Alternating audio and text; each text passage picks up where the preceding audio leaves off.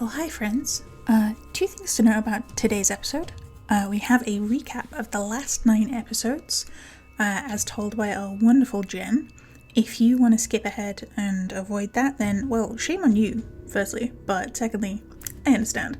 The episode itself starts 23 minutes and 23 seconds in. Second of all, we had some technical issues, so the video and audio isn't quite as smooth as it usually is. Thanks for bearing with us, and hope you enjoy.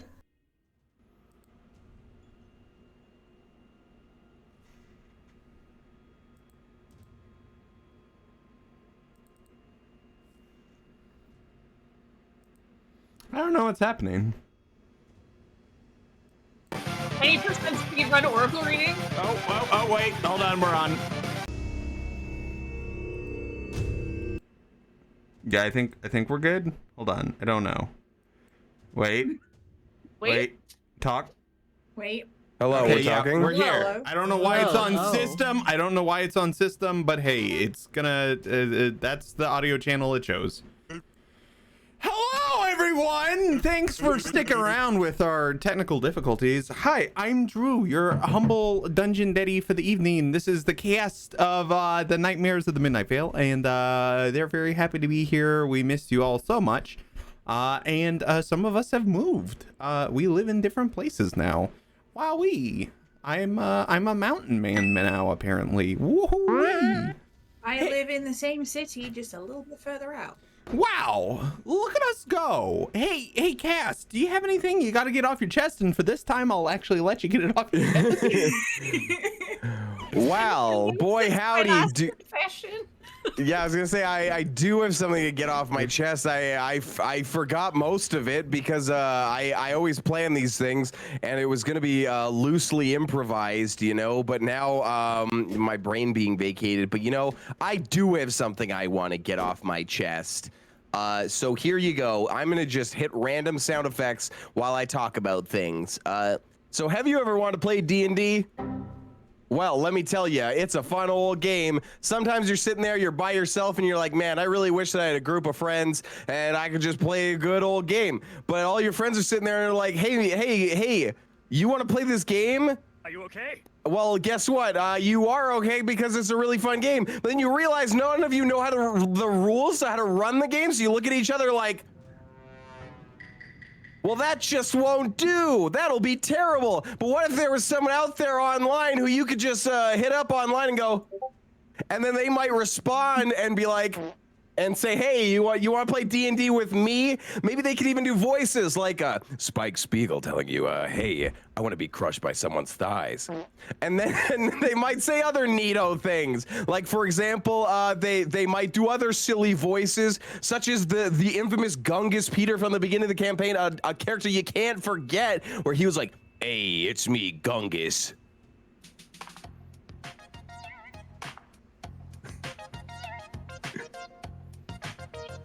Well, if you felt all of those things and heard all of those sound effects in your heart and your mind, well, boy, howdy, do I have the site link for you that I definitely have off the top of my head, where I'm not looking for it. Oh, if you go to start play, or wait, HTTPS, we're doing the whole thing, well, //startplaying.games/GM/Jakey boy, you could book yourself a little game. Yeah, even Aaron Hansen's involved, apparently.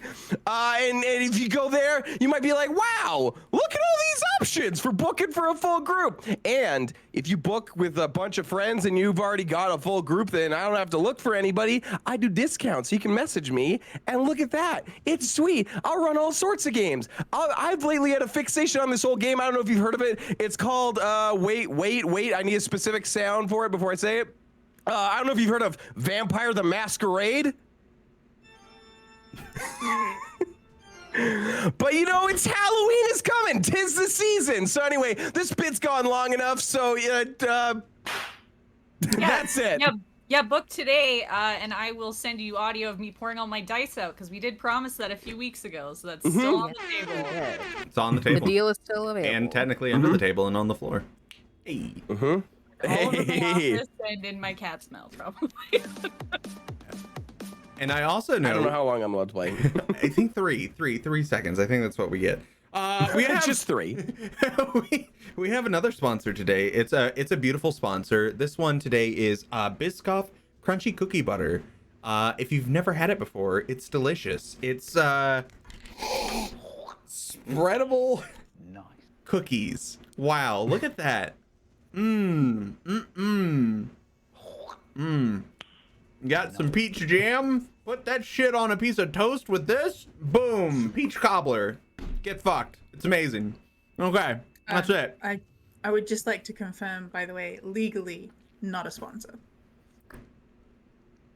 No, that's a lot of damage.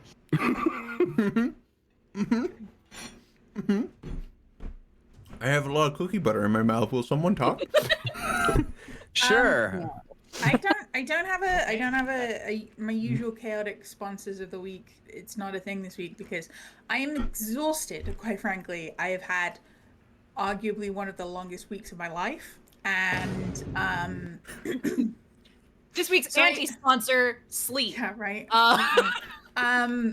But I would like to take this opportunity to say thank you to some of my very, very wonderful friends who have helped me through a very difficult time. You know who you are, bitches. And if you don't, fuck you. Fuck yeah, I love you. It's aliens. It's aliens. Also, not officially a sponsor, but half a sponsor, NADPOD, because the fuck yeah, I love you. Yes. It was either gonna be that or I'm dead. I'm alive. I'm watching TV. I'm looking at you. Fuck you. We have fun here. We did. 3 seconds. That's all you get. So today is a very special episode, and that is because it is episode number 10. Oh my! And I would like to shout out someone pretty freaking awesome. Jen over here has done a 10 episode recap that I believe she is going to read, and if she doesn't, uh-oh. Yeah, just kidding. Just kidding. No, this is good. We good. Yeah, we do in fact have a 10 episode recap today. It's fucking crazy. Sorry, I'm gonna add sound effects. Don't you worry. Are you? Oh, okay. Do you know what the sound effects are before you play them, or is that just gonna be? No, I've got a lot of stuff. I'm just gonna be randomly hitting. Don't worry, I'm gonna be helping. So you got this. Okay. This is a cold read. We haven't read this out loud before, so I didn't even know this is gonna work. It'll be great. Yeah, fuck it. Let's do it live. Okay.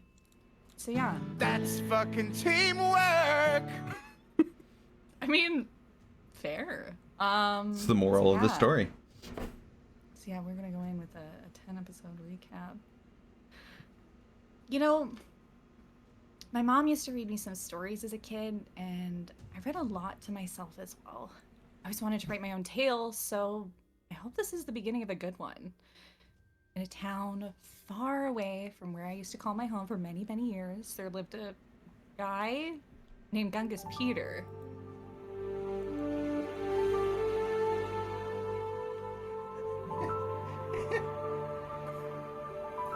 How long is this sound description? I didn't know. Keep going. Okay. Well, he was a half goblin, half bugbear who liked to bed wives. But sadly, his story was cut short before it could even begin. He was crushed beneath the weight of a massive bell. His little red cowboy boots, the only thing left of him. And on the other side of town, there were three friends. There's Hope, very lovely yellow and blue flumpkin with a love for learning new things and discovering all the world has to offer, and is obsessed with the cosmos, but we'll just get back to that later. And then there was also Amiir, a handsome purple elf with a massive scarf, thirst for knowledge, a lovely little cat named Pickle, and a bunch of really cool bugs always in his pockets. And then there's me. Totally normal elf musician. Nothing else to see here. I don't think you're normal. I think you're exceptional. What are you doing in my room? Sorry, is this just open entry? I didn't mean to interrupt. Hope Yeah, I let's brought you go. breakfast. You know. Well, you guys can stay if you want. Pickle, get back. Stop running up the. It's fine. I'm just using as many sending spells as I can, you know. So me and Hope, unfortunately, we racked up quite the bill at a tavern, and even though we only had been left alone for a very short period of time, less than an hour, the proprietor had about enough of us, and he almost beat the shit out of us with a broom. But you know, that wasn't gonna stop us from making 100 gold pieces to pay him back with. Oh, wait. That's like a lot of money, though, isn't it? Yes. Oh, Jesus Christ. We didn't know that at the time, though. We've learned a lot since then. It's only been a shoot. Have we? Short few days, but we've learned the power of money. Anyways, We understand capitalism now. do we? No. Yeah. Yes.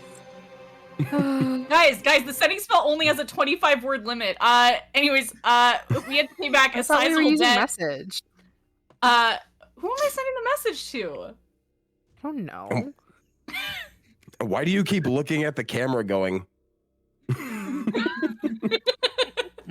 the only way it works. But yeah, anyways, had to pay back a sizable debt. Went out on the streets to find some way to pay the gentleman who was definitely not lying to us about any of that back, which fortune happened to favor us when we happened across some tickets to a carnival. And despite the fact that the admission tickets came out of nowhere, I wasn't allowed to give them to the rats because apparently my friends really like big tops. So upon our arrival, we ended up becoming fighters in an arena, managed to free Chimera and commit something called war crimes against fish people. We did also decide to test out some carnival games. I decided to read some fortunes to varying levels of success. And that's when we met Gaia.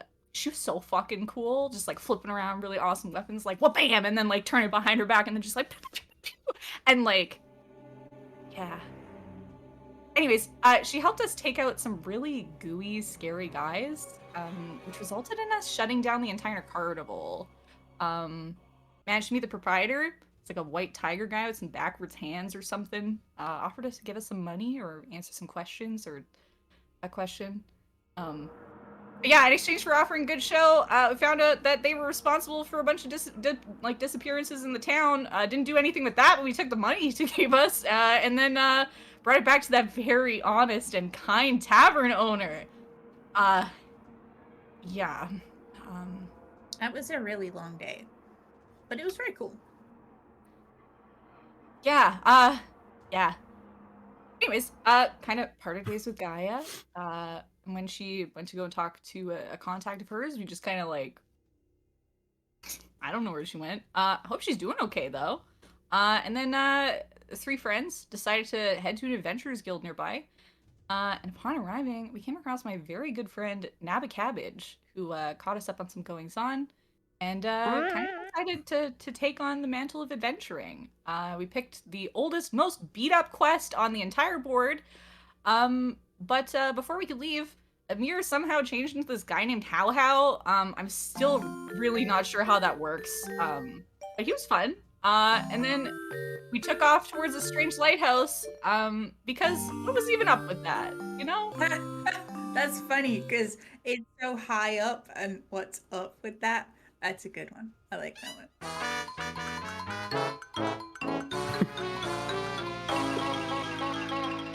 Thanks for that, Amiir. Anyways, managed to convince someone to row us over. Apparently the place is like super haunted or something.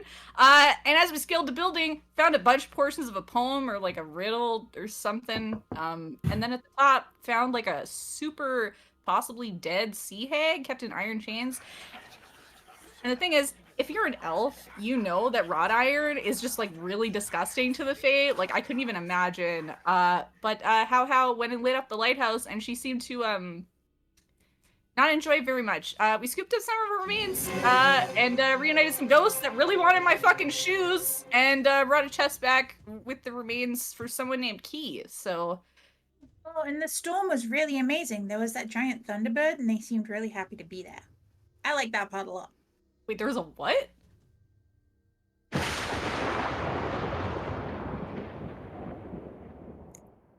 You know what? Never mind. Okay,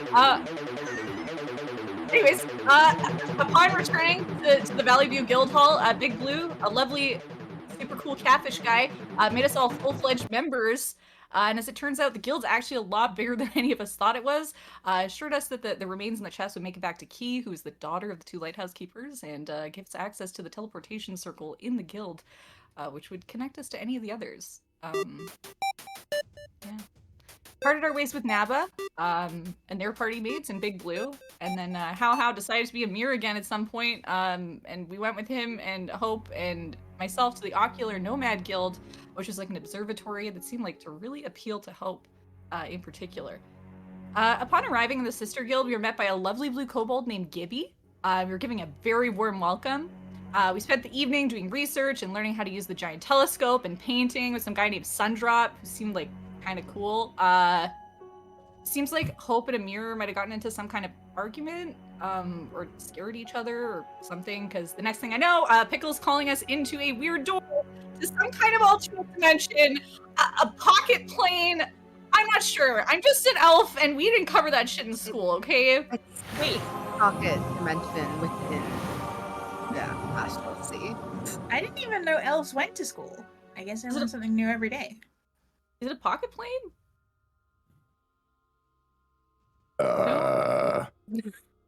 Is that right? Damn. Picks things up every day. You know? Well, yeah, we wanted to have our own little area separate from everyone else. Very exclusive. But yeah, so we found him drinking away. Amiir eventually, not feeling so good, got carted off into a room in the tavern just to sleep it off. And Hope and I were joined by our new friend Meliae, who was working in the tavern. We spent a bunch of time in the market. We bought a bunch of weird alchemical ingredients like haggis and just little weird chicken berries. We found a pet store. Managed to cut a deal with the owner. Found a new home for Steve, who's like an awakened shrub guy who's like really cool. Managed to give him off to like a gentleman who owns like a large garden and stuff. He's super stoked. But we got some discounts, which meant that we added like a nice little ghost cat, a flying snake, and a baby mimic into the group. So that was nice. That reminds me, we really do have to go back for my flying snake at some point. You left your snake somewhere? Yeah. Oh. Well, I'm sure it's fine. Yeah.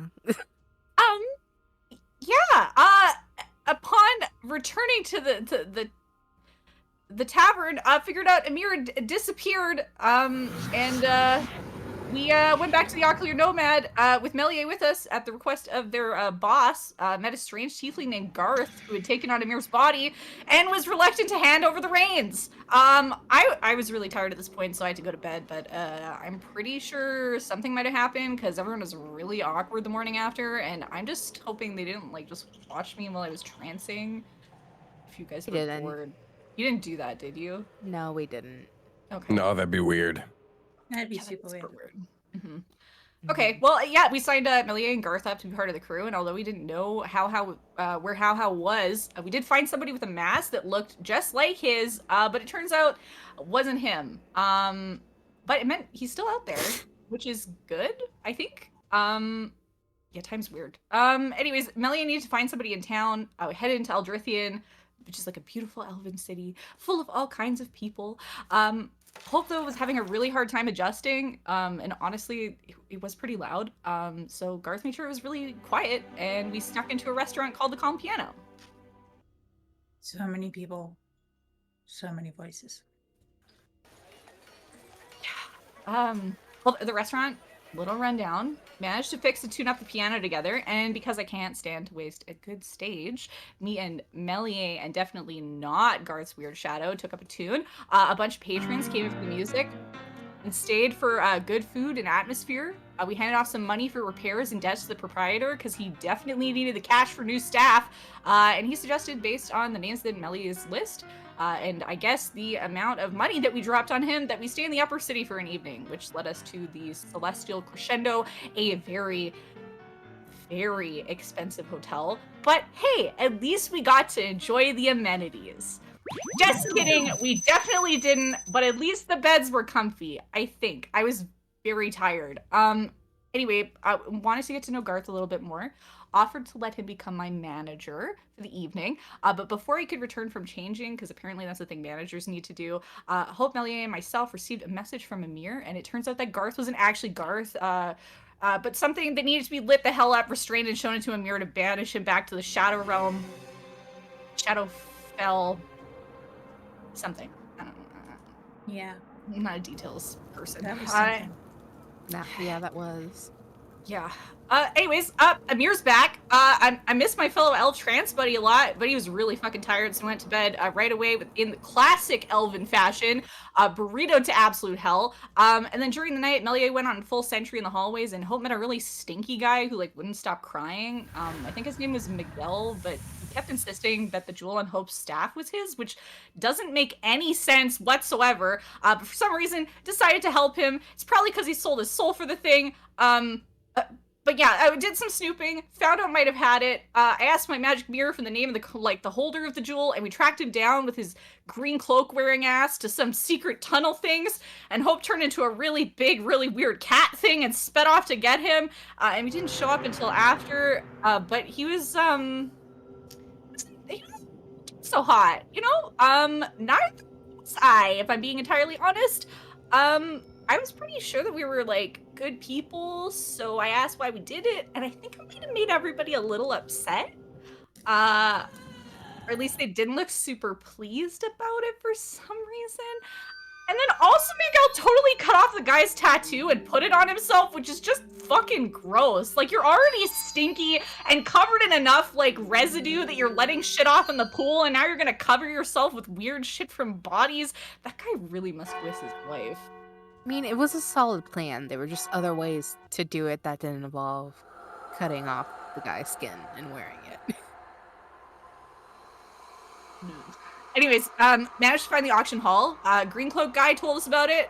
The Tear of Resurrection. It would be sold, and after, you know, Amiir really coolly reanimated him using bugs. But yeah, right outside auction house, there was a priestess that had originally convinced Miguel to find the tear in the first place, and she wants to resurrect her goddess, I guess, which is like kind of crazy.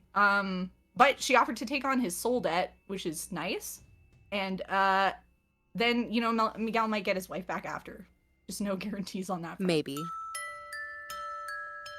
Anyways, after getting some terms written up, getting them to sign, headed off into the auction house with the coin in hand to attempt to buy what was stolen by this guy we met literally today, only to find a guy with the mask, which was different but like familiar also. And I think I only have one spell slot left, so that's all for now. I'm hoping I can take some time to actually write this all down at some point. Well, because you're saying this to a wall, we're okay, right? We're okay, right? Oh, fuck. Cue tavern sounds in the background. Incredible. Get out of here. That's the sound of the tavern. So, what are you doing in my house? Everyone is going to get 2 inspos. One from last week that I forgot to give. And Jen, you get 3. Oh, wow. Get out of here. Oh, wow. I feel really Yeah, I didn't like my sound effects either. I'm being a dick. I'm being a dick. I'm being a dick. I'm being a dick. It's a bit. It's a bit. It's a bit. It's a bit. It's a bit. Thank you for all sitting through my chaos. We love I it. can't wait to edit the audio for this bit in particular.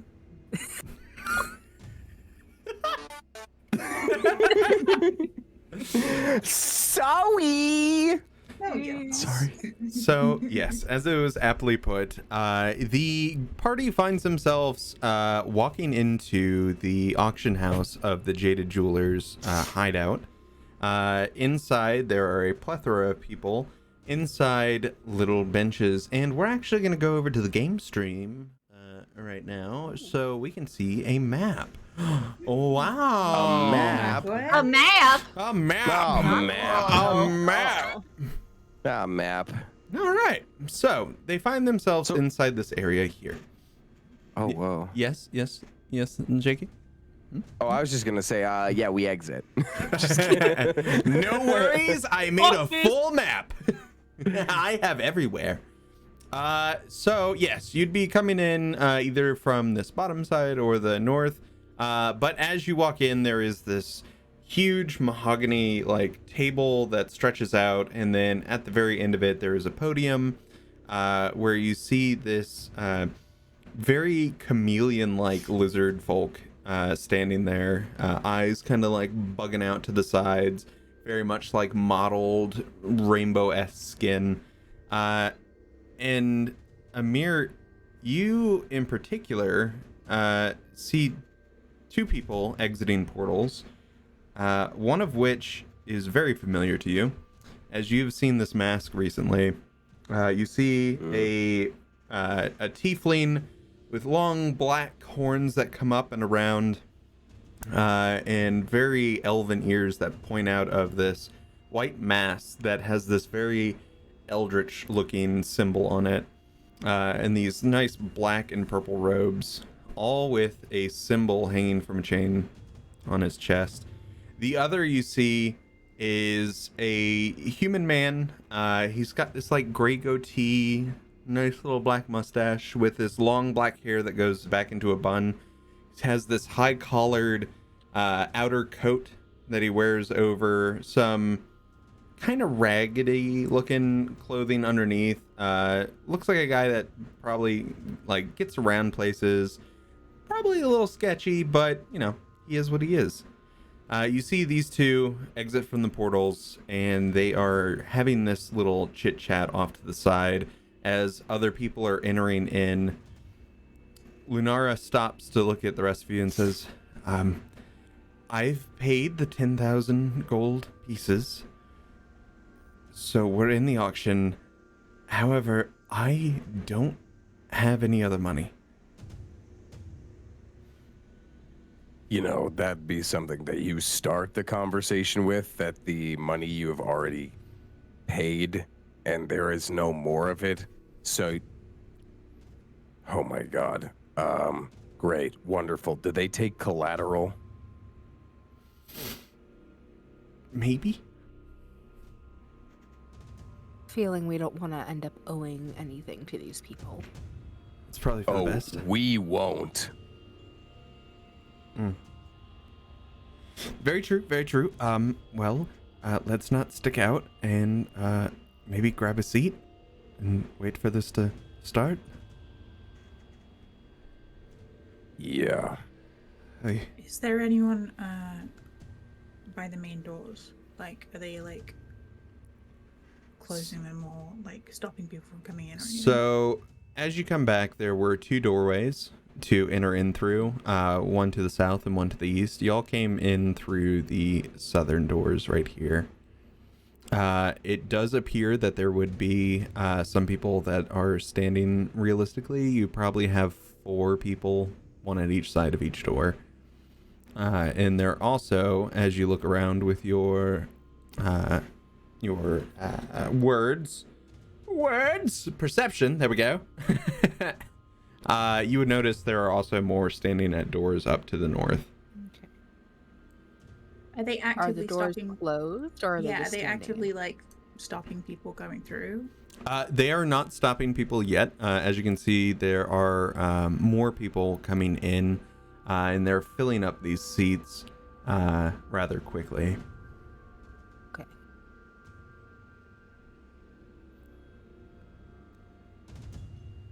You see Do these. I see... Oh no, go ahead. Sorry. Do I see Enrasage here yet? I can't remember if you pointed him out. So you're familiar with the name, not necessarily the face. I thought we were given the Unless- face and the illusion. that- You were, in fact. Oh my goodness, it's been 2 weeks. So been yes. 2 weeks. I was like, yes. I'm at my notes and I'm like, I thought. But wait a minute. There's more. Let's see. In fact, you do see a familiar face right behind the green, comfy-looking chairs, sitting in a row over here. There seems to be a elven man with blue hair that kind of comes up, kind of looks like douchey in a way, and he's schmoozing it up with someone sitting next to him. Okay, great. Man, for some reason, that dude over there looks like a douche. Like he's schmoozing up to someone over there. I don't know why. He's got like the tattoo on the side right here, like slicked back hair. You know, Wonderful. wears a little band on his arm. Okay. I might need to go have a conversation. Oh, Hmm? You want to go have a comp with who? Oh, one of the other debtors is here. So we're gonna collect while we're at the auction, or are you gonna? Do it after, but that we can probably tack on some interest for other purposes. Interesting. Just a solution to our problem with only being ready for the entry fee. So let's play a hypothetical game because I always enjoy those. Of course. If we use that money for means that are not paying back who that person owes, what happens to us then? Oh no, that's not what I was suggesting. I was suggesting that we can just tack on some interest to the amount already owed. Ah, I see. That makes more And sense. that is what we would take. I would not suggest taking my boss's money for That's- something else. That would not be. That would not go well for mostly you guys. Good to know. Miguel just looks around for a minute and he's like, listen, I don't know what y'all are gonna do, but I'm getting that crystal. Define you're gonna go get that crystal. Whatever it takes, whatever happens, I'm getting that crystal. We're going to sit and we're going to participate in this auction. We have gotten you this far, and then, and only then, can you do something stupid on your own. How does that sound? Sounds like a deal. You agreed to that very quickly. How do you Can I think he got insight his check him? soul? Yeah, you can insight. I don't trust that for a fucking second. That is an 18.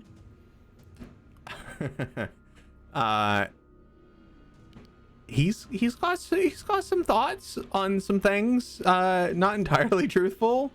But he's got some thoughts on what he gonna do. That's a shock.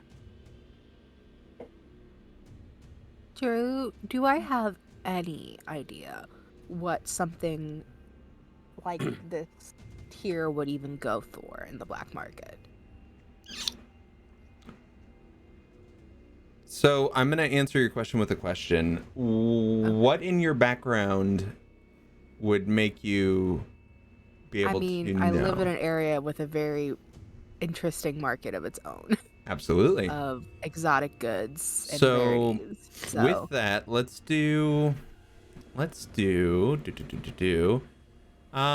about let's do a history.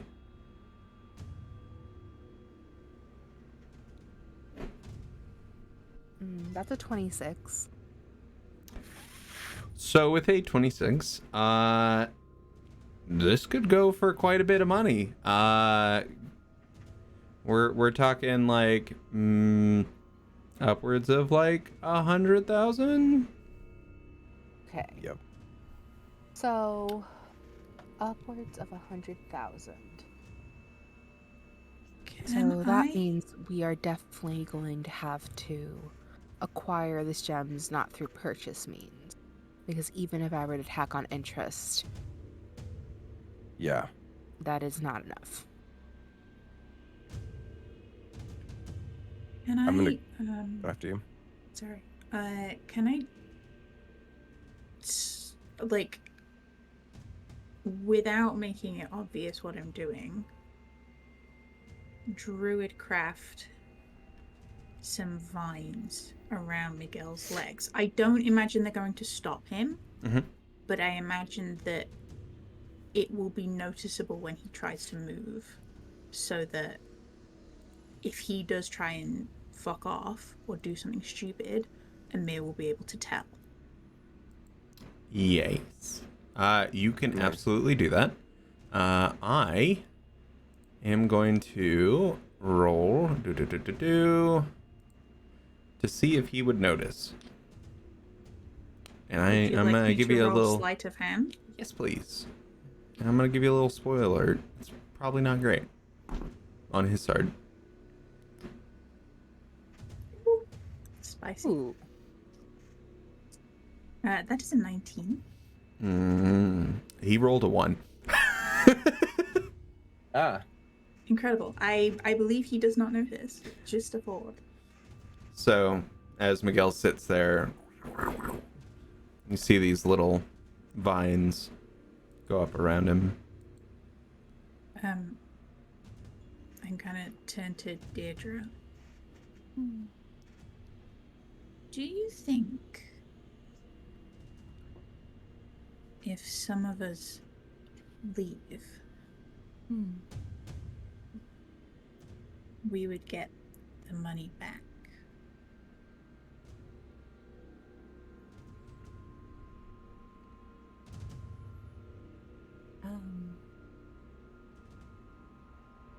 I really don't know anything about this auction house. Same. Are there pamphlets anywhere? Like, you mean if some of us leave and some of us stay, would we get the money back that was put just to get in? Maybe not all, but some. Because only some stay. You know, I can ask.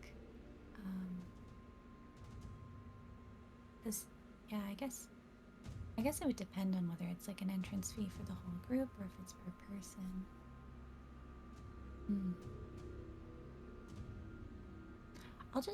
I'll try to find the least sketchy looking person that is close to us to ask them. The least sketchy looking. Yeah, This random person or guild member?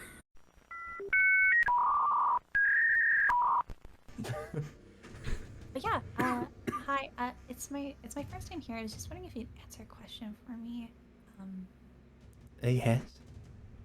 Oh, I was wondering with the cover fee, is that like a per person thing, or is that just like everybody that comes in like together? That's all them. Just in case I was wanting to come back again, because So usually the way it works is there is a set amount for each person that comes in. However, this particular auction, from what I've been hearing, is going to be quite exquisite. And they're allowing groups to come in for the normal price. Oh, okay. So normally it's this amount per person, or like Yes. there's just.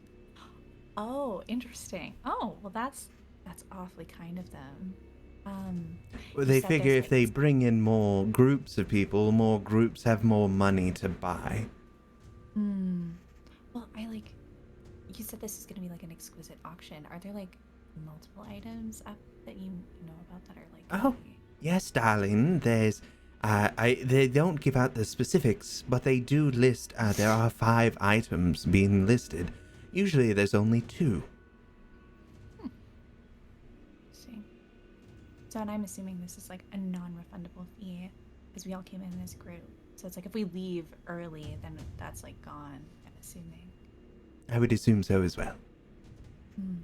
Okay. Well, thank you very much for your help. Oh, anytime, and do stop by my shop anytime. Opal and Sons, right above over there in the Solivere district. I will definitely do that. You've been very kind today. It's very nice to meet you. Ah, lovely to meet you as well. It's always good to see another elf. Yep, a fellow elf. Turns around. Yeah. Okay. I will go back to these lovely folks. Explain that it's normally this much per person. And we ain't getting any of that fucking money back. And apparently there's 5 items up for auction today that are all supposed to be really cool. So at the very least, just even if we can't do anything, it'd be nice to see what's going on. I guess. Nice little show. Love window shopping. Yeah. Also, how big is the room, Drew? Like for like space-wise, where everyone's like sitting in the chairs. So the benches themselves, the first 3 rows, and I'll bring us back to boop. There we go, so that everybody can see. And there we are.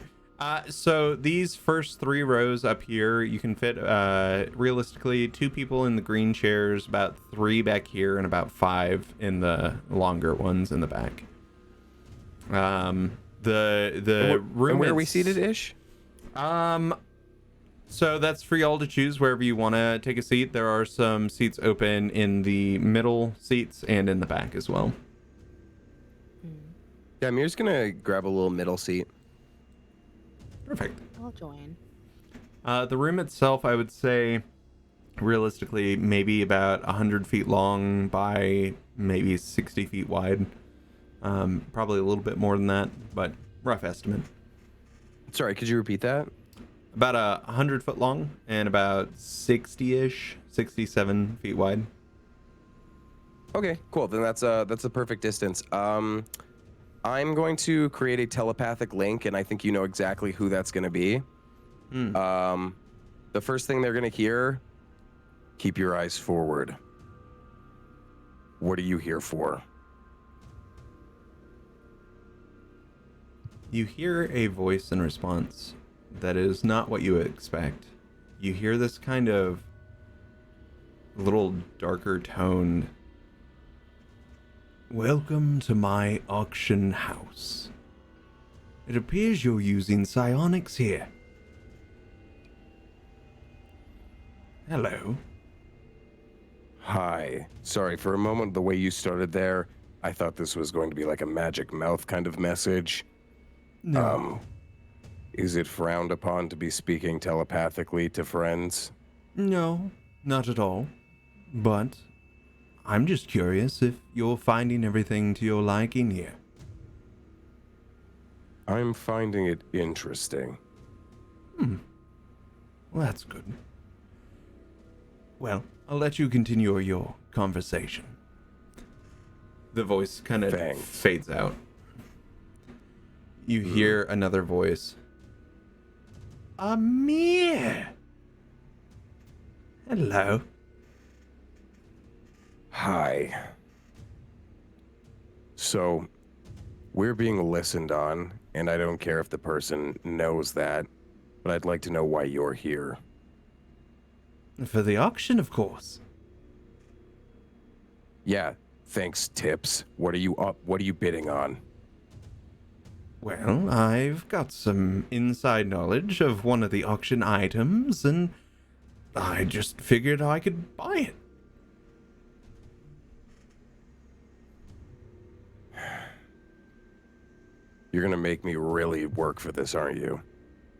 I have no idea what you're talking about. What are you bidding on, How? I go by the name Malik here. Just as a little heads up for you. I am bidding on it's a rather fancy tier, I think they called it.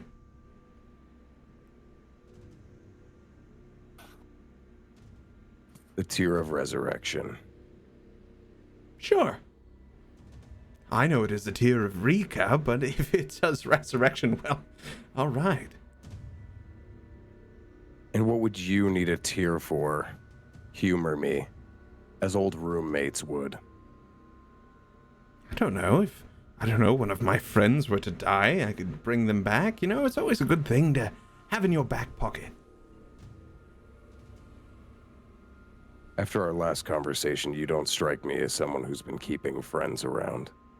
I have plenty of friends. I have one right next to me. As you look next to, you see this human male with that large collar that comes up. Oh. I got him.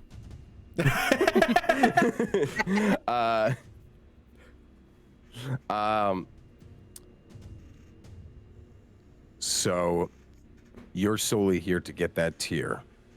That's it. I don't need anything else here. Let's talk hypothetical. We're with someone who needs that tier, that had that tier, and it was stolen from them.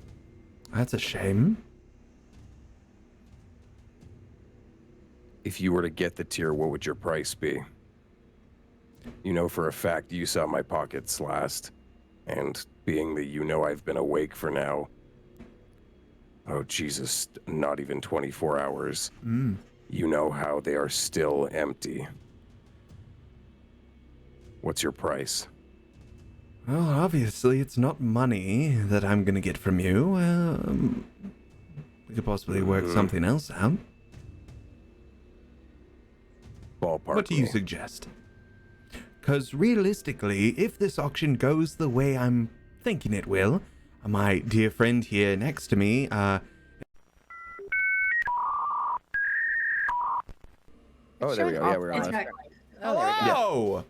I don't know. We're at a new house with new internet. We're doing what we can. Hey, we're live, laugh, loving our best. You're doing great. We're back. So sorry. But yes, Malik, he in his mind, he says, oh, the person next to me, my friend here, said he would be auctioning at 200, 300,000. So, Well, yeah. would you have an that's, equivalent of that?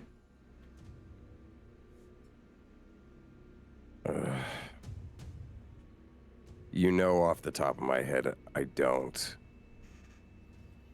Is there something you want? Give me something to work with here. This tier is important. If I win this tier, you and your friends come on a little adventure with me. Define little. Well, technically, you'll never leave where we are. We can find somewhere safe for your bodies, and we'll just go on a little adventure. Listen, I have to be vague. There are people listening, Amiir. Yeah. We'll talk after, but I will keep it in mind at least. Very well. I can't make promises for them. Well, if you want that stone bad enough, I suggest you persuade them. And then his voice kind of like falls out. Yeah, I think that Amiir is like sitting. We're just vibing here. We're just getting into the vibes. I'm gonna go back over here. Oh wow, we're vibing so much. What the fuck is this voice? I don't know, but we're doing it. No, it's just vibing here. Just sitting here, we have a little vibe here. We're just vibing. We're just vibing. We had to call the Spectrum people and tell them, hey, You're just saying we're vibing. We're just vibing here. We're vibing. I'm very pink. Look at me. I'm so pink. I'm gonna have to put on my spectacles. Look at that. It's a handsome person. Whoa, stop it. I've got a girlfriend.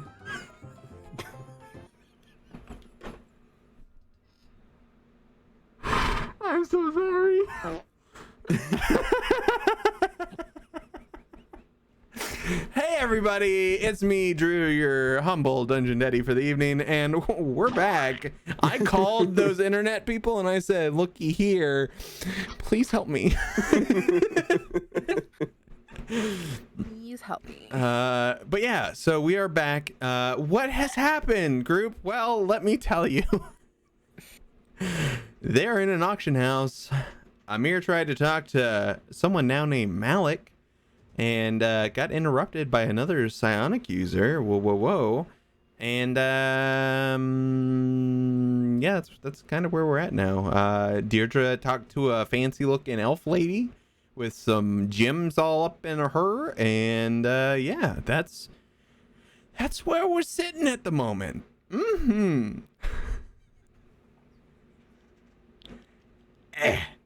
True. Yep. My question before we got so rudely cut off. Yes. Given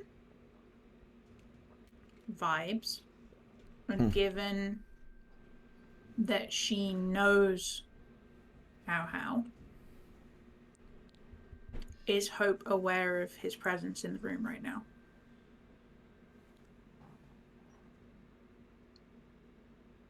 I would say yes. Okay.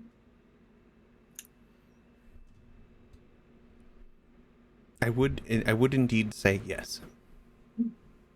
And where in comparison to us is how sitting? So y'all are in probably the third row back, and I'll put it back to the map screen so y'all can see this. Boom, ba-dum. So y'all are probably in the third row back.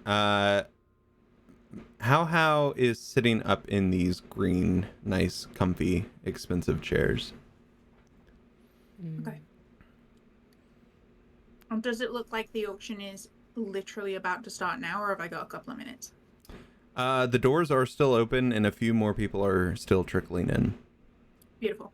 I'm gonna take off my shoe, and I'm gonna walk over there. Oh, I thought you were just I'm gonna take off my shoe. What? From across Yeah, I the was room. also imagining Chocolate, Chancla. bitch! Yeah, I was also imagining Chancla, like full on. All right, you. Oh goodness. So, just the visual image of sitting up there, Malik's just like, I can't wait for this audition. I'm sorry, mother. What? Yes, you can make your way up. As you do make your way, he's down on the southern side of the map, and seated next to him is the human gentleman that I have detailed to you. I have my shoe in one hand. I'm just walking normally. I'm just gonna stand in front of him.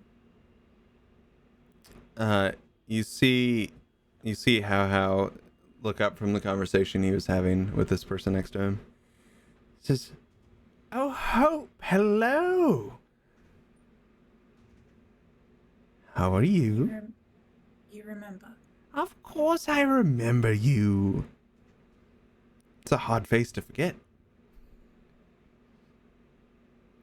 Are you okay? I would say I'm probably better than I have ever been. Hi, insight check there. Yeah. Cool.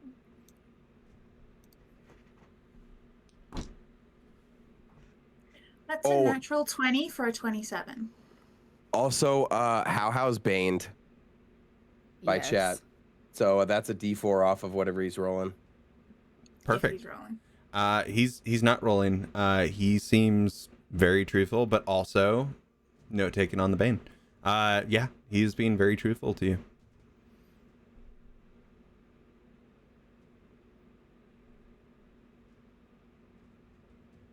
Are you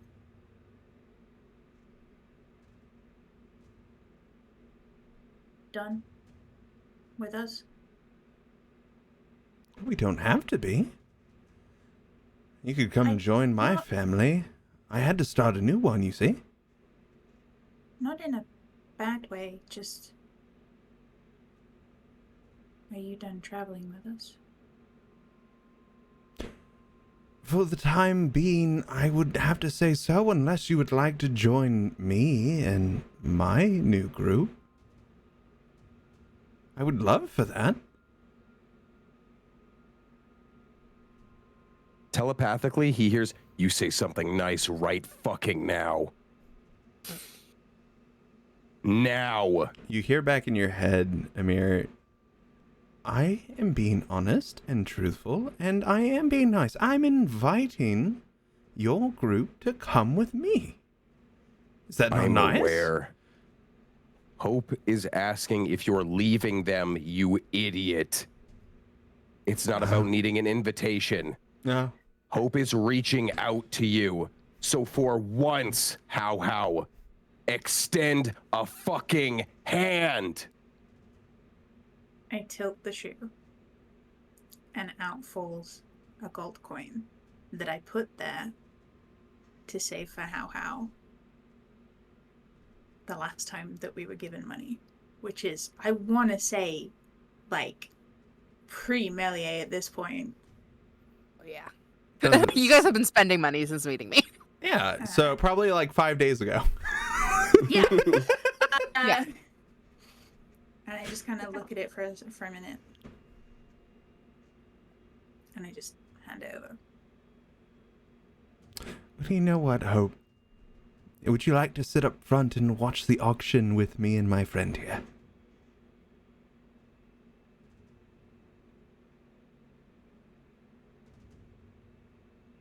It's a very kind gesture of you. Say that you'd enjoy if they would. Don't just put it on them. I would very much enjoy it if you joined with me and my friend here. Please do sit. And you see how House kind of scoots over to make a little more space.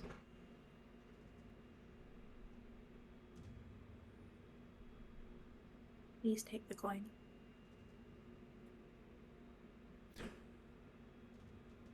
I will.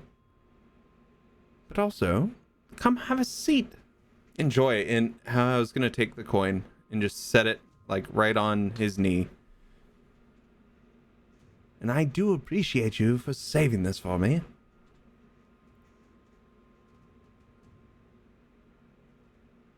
I sit next to him.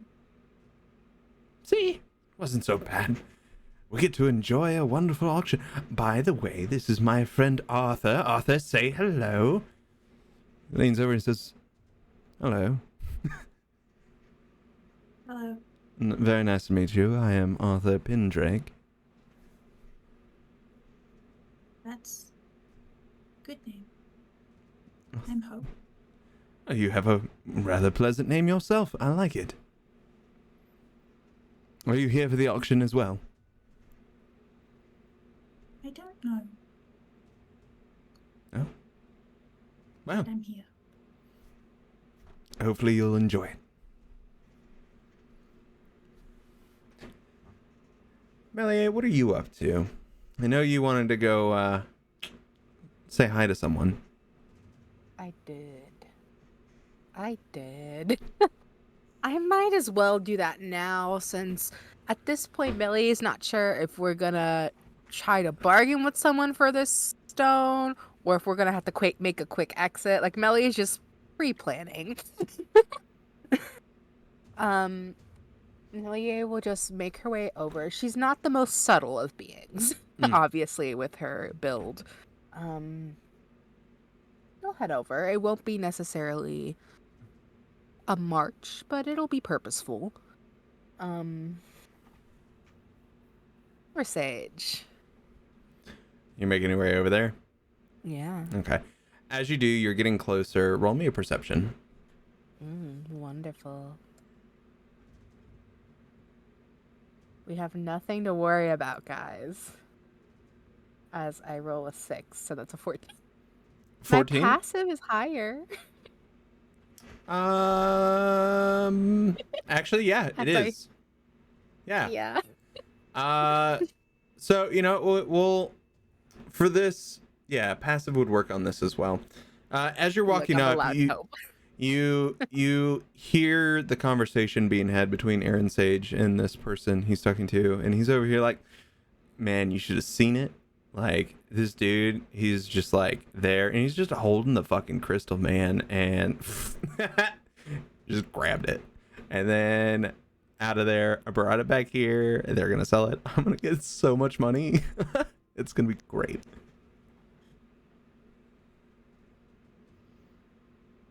What a nice catch, then.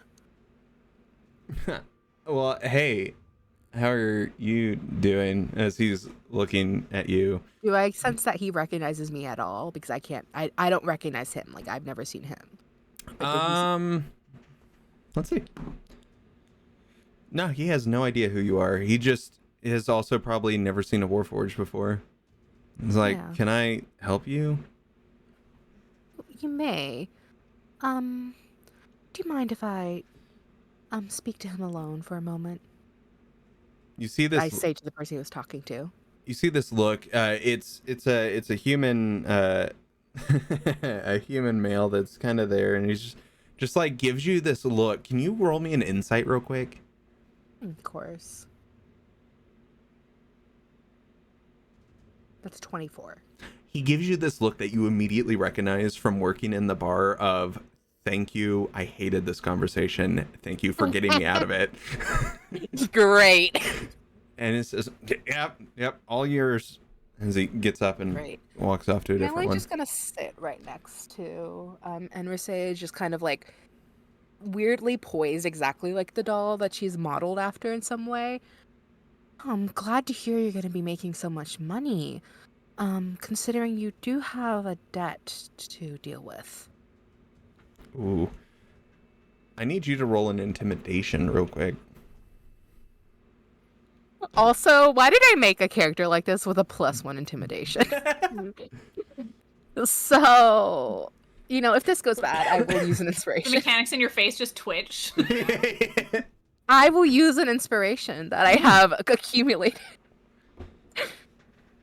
Good move, good move. Oh, that's so... A natural 20! Fuck yeah. You see this cocky, arrogant, like, aura around this guy immediately just fall straight to the ground. As he kind of, like, sits straight for a second. And you can visibly see the panic start to, like, sweat starting to roll down his face. You can actively see, like, the bulge in his neck just like, this man is straight up terrified at the moment. Tell me you forgot. No, I was raising all this money for him. Well, I really hope this auction goes well for you. Yeah, me Don't try to run. too. And then I'll just get up as if we had the most pleasant conversation and walk back to my group. Yeah, absolutely. Even going to the other side of the room, you can just see him just like slowly like looking around now, visibly freaked out. Well, we do have to stay long enough. I just sit down with everyone else except for Hope, because Hope is with How. Looks like it does behoove to at least sit through this whole thing, as our thief is someone who owes some funds, and he will be getting his funds from this auction. So... Wait. So, the person who stole is just here to watch the auction? Yes. Well, it must be entertaining to see the bidding and the money go up and up, even though he's going to be losing a chunk to it. He seems to quite understand that I will most likely be talking to him after this is over. Yeah. If it's... This lines up weirdly nicely. If we manage to catch him after, he's going to receive the money. And I'm assuming that money is coming from the gem being auctioned. Well, yes, I would imagine that a portion of it is being given to the guild itself for holding the auction. That's how auction houses tend to work. But, Mm-hmm. um, I can But shake a little bit of money from him in addition to what he just outright owes. But even so, it is maybe not the amount needed unless I take all of it, which, I mean, we can try. He looks pretty scared, and I'll like subtly notice, like, turn my head towards it so Amiir can see how scared this person is. He looks what's terrified. well, I know the person who's likely going to win the auction. Mm-hmm. So I think it's just a hunch. If this money goes cyclically, as some of it's spent, we're able to get some of the money back. We might be able to smooth things out, get the gem, and not owe as much. So you know the person who's gonna buy it. What do they tend to accept as payment? Cruel things. Not the And I'm only gonna person in the world. telepathically show Meliae and Dierdre, since we're kind of talking out loud, but now the image of How walking through the gate, and then still moments of when How and Amiir have swapped in their lives, how it's the same person but different, and essentially play in their mind the last bit of the conversation of essentially like, just join me on a little adventure and I think I'd part with it. I don't like how vague those terms are. I don't either, but congratulations, you've met my other half. They're here then. Right beside Hope. Didn't you guys consider him a friend at one point? Well, these two. I'm not sure about your status, considering the complications in custody of body. He and I hated each other for a long, long time. And there came a point where we begrudgingly started to need one another, and things got really bad. That smoothed out. And there was a weird indifference to one another for a long time. Even when knowing Dierdre and Hope. But when I woke up, I hate to say this, but he's the one that motivated me to get back in my body. Almost like, no, not even almost. He misses me for some reason. He's been waiting, and I don't know why. Everyone's complicated. Yes, there are entities that could be considered just pure and evil, but majority of us have a lot of weirdness. He's never been evil. He's always just been chaos. That's why we can't stand each other. I bend a lot of rules for the sake of the others. And he kind of indicates to Dierdre and Hope, because a rule I made a while ago is they're my first priority. Other than that, I follow rules to a bit of a fault. How likes to Rules are bend and there break for a rules. reason, but not all rules are put in place with everyone's well-being in mind. Yeah. I'm starting to learn that the hard way. So at this point in time, you hear the doors from behind. As you see, from the back of the auction house walking up to the front, all of you would see this emerald dragonborn, scales shimmering like these beautiful green jewels. Carries a bow on his back and walks with a small little green dragon that floats and flutters around his shoulders as he walks all the way up to the front, up the stairs, and seats himself in one of the chairs up on the stage. The chameleon-looking lizard folk steps away from the podium and goes and has a seat on the other stair as another person walks up to the podium. Well, welcome to this auction house night. We will be auctioning off 5 items, and we will be bringing them in shortly. You are about to be handed out your placards. When you would like to raise a bid, please lift your placard, and we will count your auction vote. Room's kind of quiet around.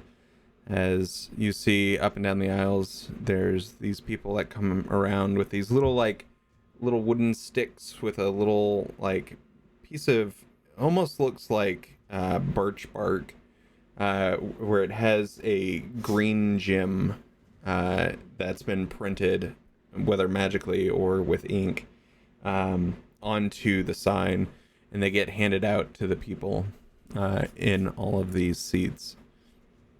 Says when all of these are handed out, we can begin the auction. Our 5 items listed for tonight will be these. As you can see, there are chests around this little auction stand, and 2 people come over. They're wearing these green vestments with gemmed up mask and hoods. They come and one by one they start pulling out. First one is this really ornate looking amethyst. Next one comes out. It looks like this really exquisite piece of malachite that's been carved into this small little animal.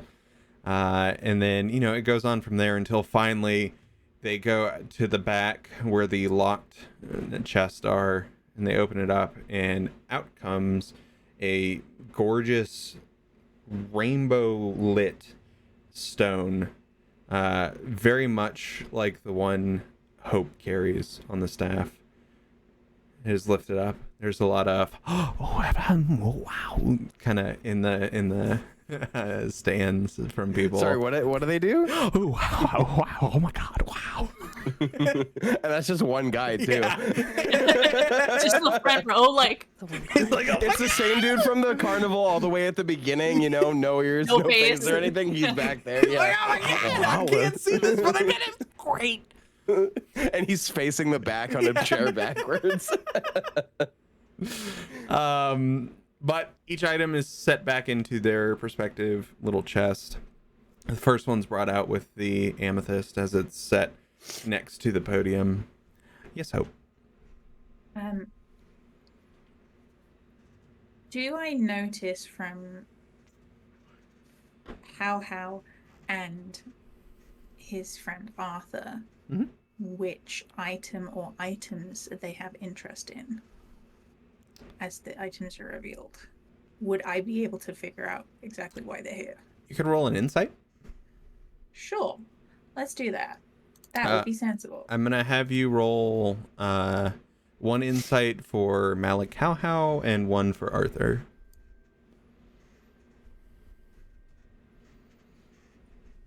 That is a 14 for Malik Cowhow Okay. and a 12 for Arthur. So Which kind of tracks because, Hope's having a day. So it's a little bit difficult to read on both of them. Arthur's had this odd smirk this entire time he's been there.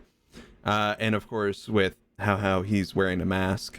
So getting to see any sort of facial expression is very limited.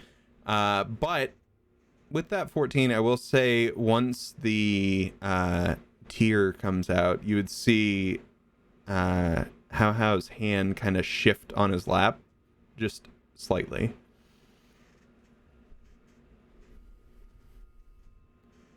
Okay.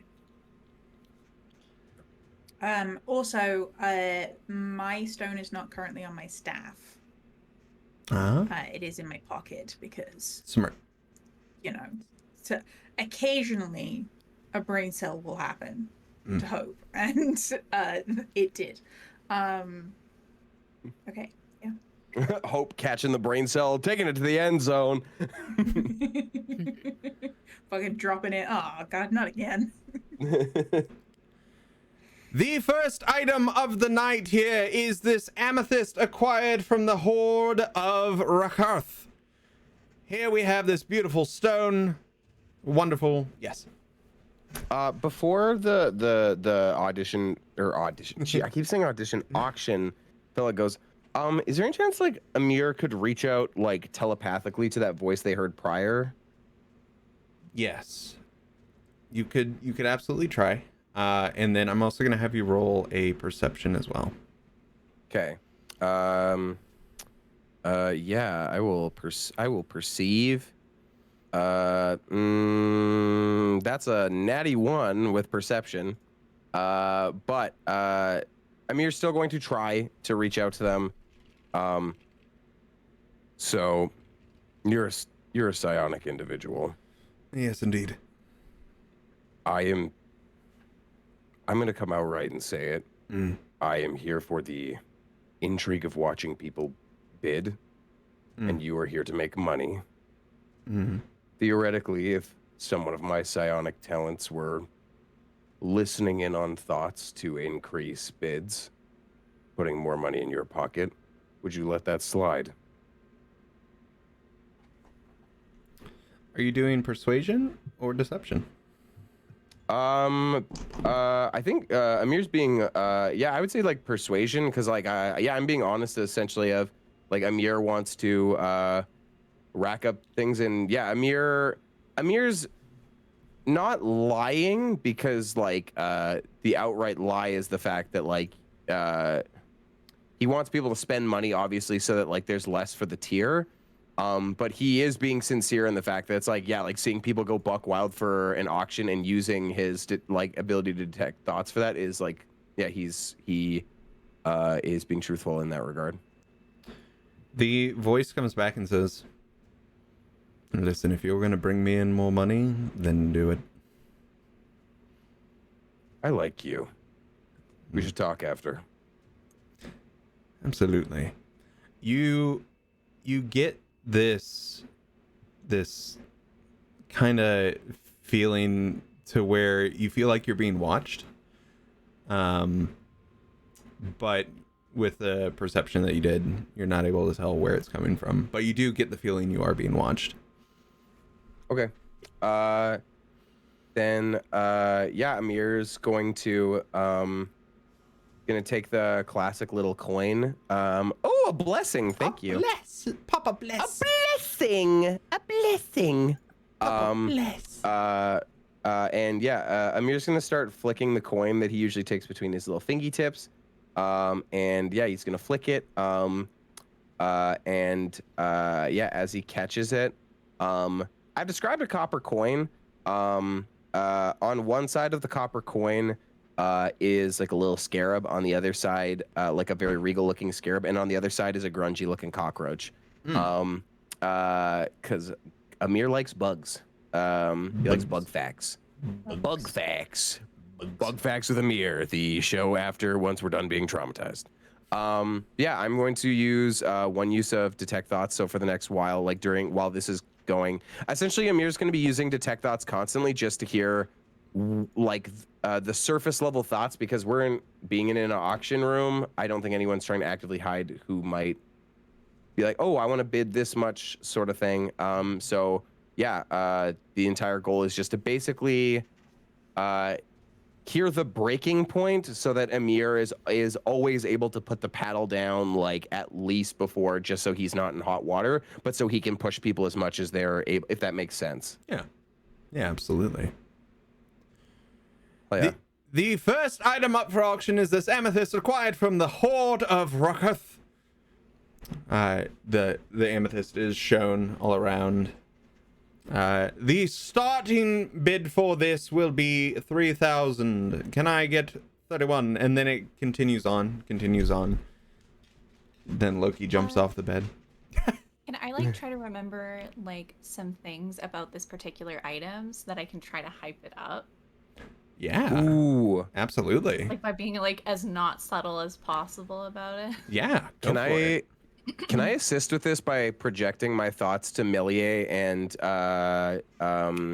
Dierdre so they can hear actively of like basically I'm creating a channel of everyone who's wanting to like auction and stuff, and so that they hear this as well to hype shit up.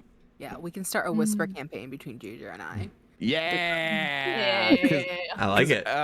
yeah. Amir's not as good at that, but Amiir is. Holy shit, we're at the casino counting cards right now. I just realized with like the high intelligence characters and stuff, and like Amir's whole thing is like, yeah, I'll be our treasurer. Oh my god, and we've got the hype man. This is a heist movie. This is the cool part before we steal stuff. Yeah! I'm in, baby! Yes, I am going to say yes to both. Great. What? Who are we kidding? You thought I was going to say no? Not me. Okay. So I'll do help action for Deirdre's hype man. Okay. Yeah, are we doing And like then- So yeah, because like, do I have to do like history and then performance maybe, or like yeah, I was going to say let's do a history first on the item and then Can see I what do you can get. Okay, wait. I have. I was gonna say, can I also do? Yeah, I was gonna say, Meliae and I both rocking history. Any of the four of you can do a history on each item. So Deirdre, I'll give you advantage on perspective, but you're doing flat roll for history because I have really high Okay. history and I Yeah, really that's rolled fine. separate. Yeah. Ooh, my history's not great, so I don't know. I don't know shit. Your history. it's a dirty 20. Ooh. Oh, that was a 16 because I rolled kind of low. Yeah, I gotta. I think. Wait, what was my thing? Like 12 or something? I rolled like horrible. Yeah, I 12. rolled a 7. I rolled a 4. Hope, did you want to I'm roll 18, I only have for +2. a history on this? I mean, I'm a little out of the You out are, of the but ways just in for terms of, like, shits and alpha, gigs. but sure. Just so in case you find out something special. Amir is connecting like Hope on like the telepathic channel like as well, because I think Amir would like fill in Hope with like what's going on, but also Hope's had a bit of a day, so I think Amir sends like a private like mental message of being like, don't feel pressured for this. We're just doing this to make sure that things are safe with the stone. So if you feel like you want to tap in, awesome. But also I know you're talking with someone that you haven't seen in a while, so I won't interrupt you. 2 things. 1, I rolled an 11. Okay. And 2, you get nothing back from Hope. Ugh. Deirdre, you have heard the name Rakoth. Rakoth has been known as the Scourge of the North. It is a dragon that lives towards Malgrim. Apparently, when they say acquired from the Horde of Rakoth, this amethyst was acquired from that dragon's horde. Okay. Yeah, I'm just gonna I'm gonna try to relay that in like the oh my god. Did you guys ever hear about this fucking dragon named Rakoth? Like the fact that they stole this from a dragon, it's from their horde, like Wait, Rakoth is a what? no. Mm-mm. I saw it in your eyes the minute it was said. I saw it in your eyes. Mm-mm. Mm-mm. Listen, it's that's so fucking cool. Like, have you ever Oh no. been able to just steal one item from a dragon's horde? Like, shit, they're probably still alive. He's still pretty fucking cool. Like, holy shit, you get to put this wherever you want. See, you stole from a dragon if you wanted to. Like, holy shit, and just basically go on this little quietly, but not that quietly. Like the Just whispering, the people around you. Yeah. Yeah. Oh my goodness, that is really cool. Especially my dragons have God. exquisite taste, and it's That's my hope. I'm just gonna also But help I chat heard also. What did you hear? What did you hear? What did we hear? We're in suspense. We fixed Drew's internet, but now Chat is issues. What did that you they told hear? they were in dragon's horde for long enough. Oh. Hello. Oh, you're back. You're back. Hi. Are I you, missed Was you. it me that, are you back? was it me that cut out? Yeah. Yes. Oh no! Oh no! You Oh. literally said, and also, did you know? And then it froze completely, and we were all like, Oh no. So like, You know, that's part of the yeah. intrigue. They're like, oh, did you know? And then they start imagining all the stuff that it could be.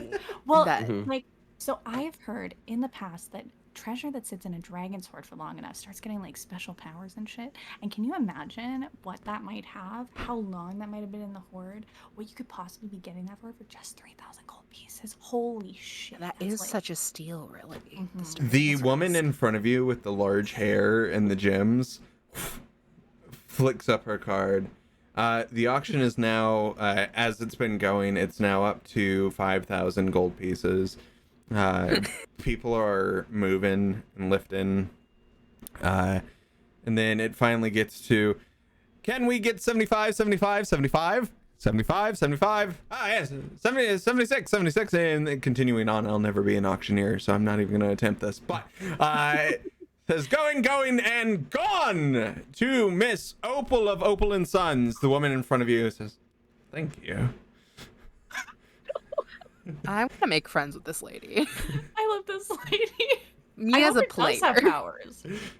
She says, just imagine the things that we could craft this in. Exquisite earrings, enchanted necklaces, oh, a brooch.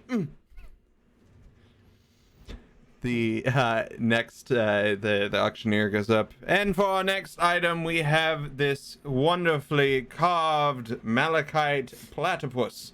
Look at it; it's wonderful. Oh, craftsmanship on that. Does it come with does it come with a fedora? Is that what they? You don't- Platypus? Malachite the platypus? This is the starting auction for this will be 200 gold pieces, 200 gold pieces. Can we hear 250? So, Oh my god, my yeah. rolls are so bad.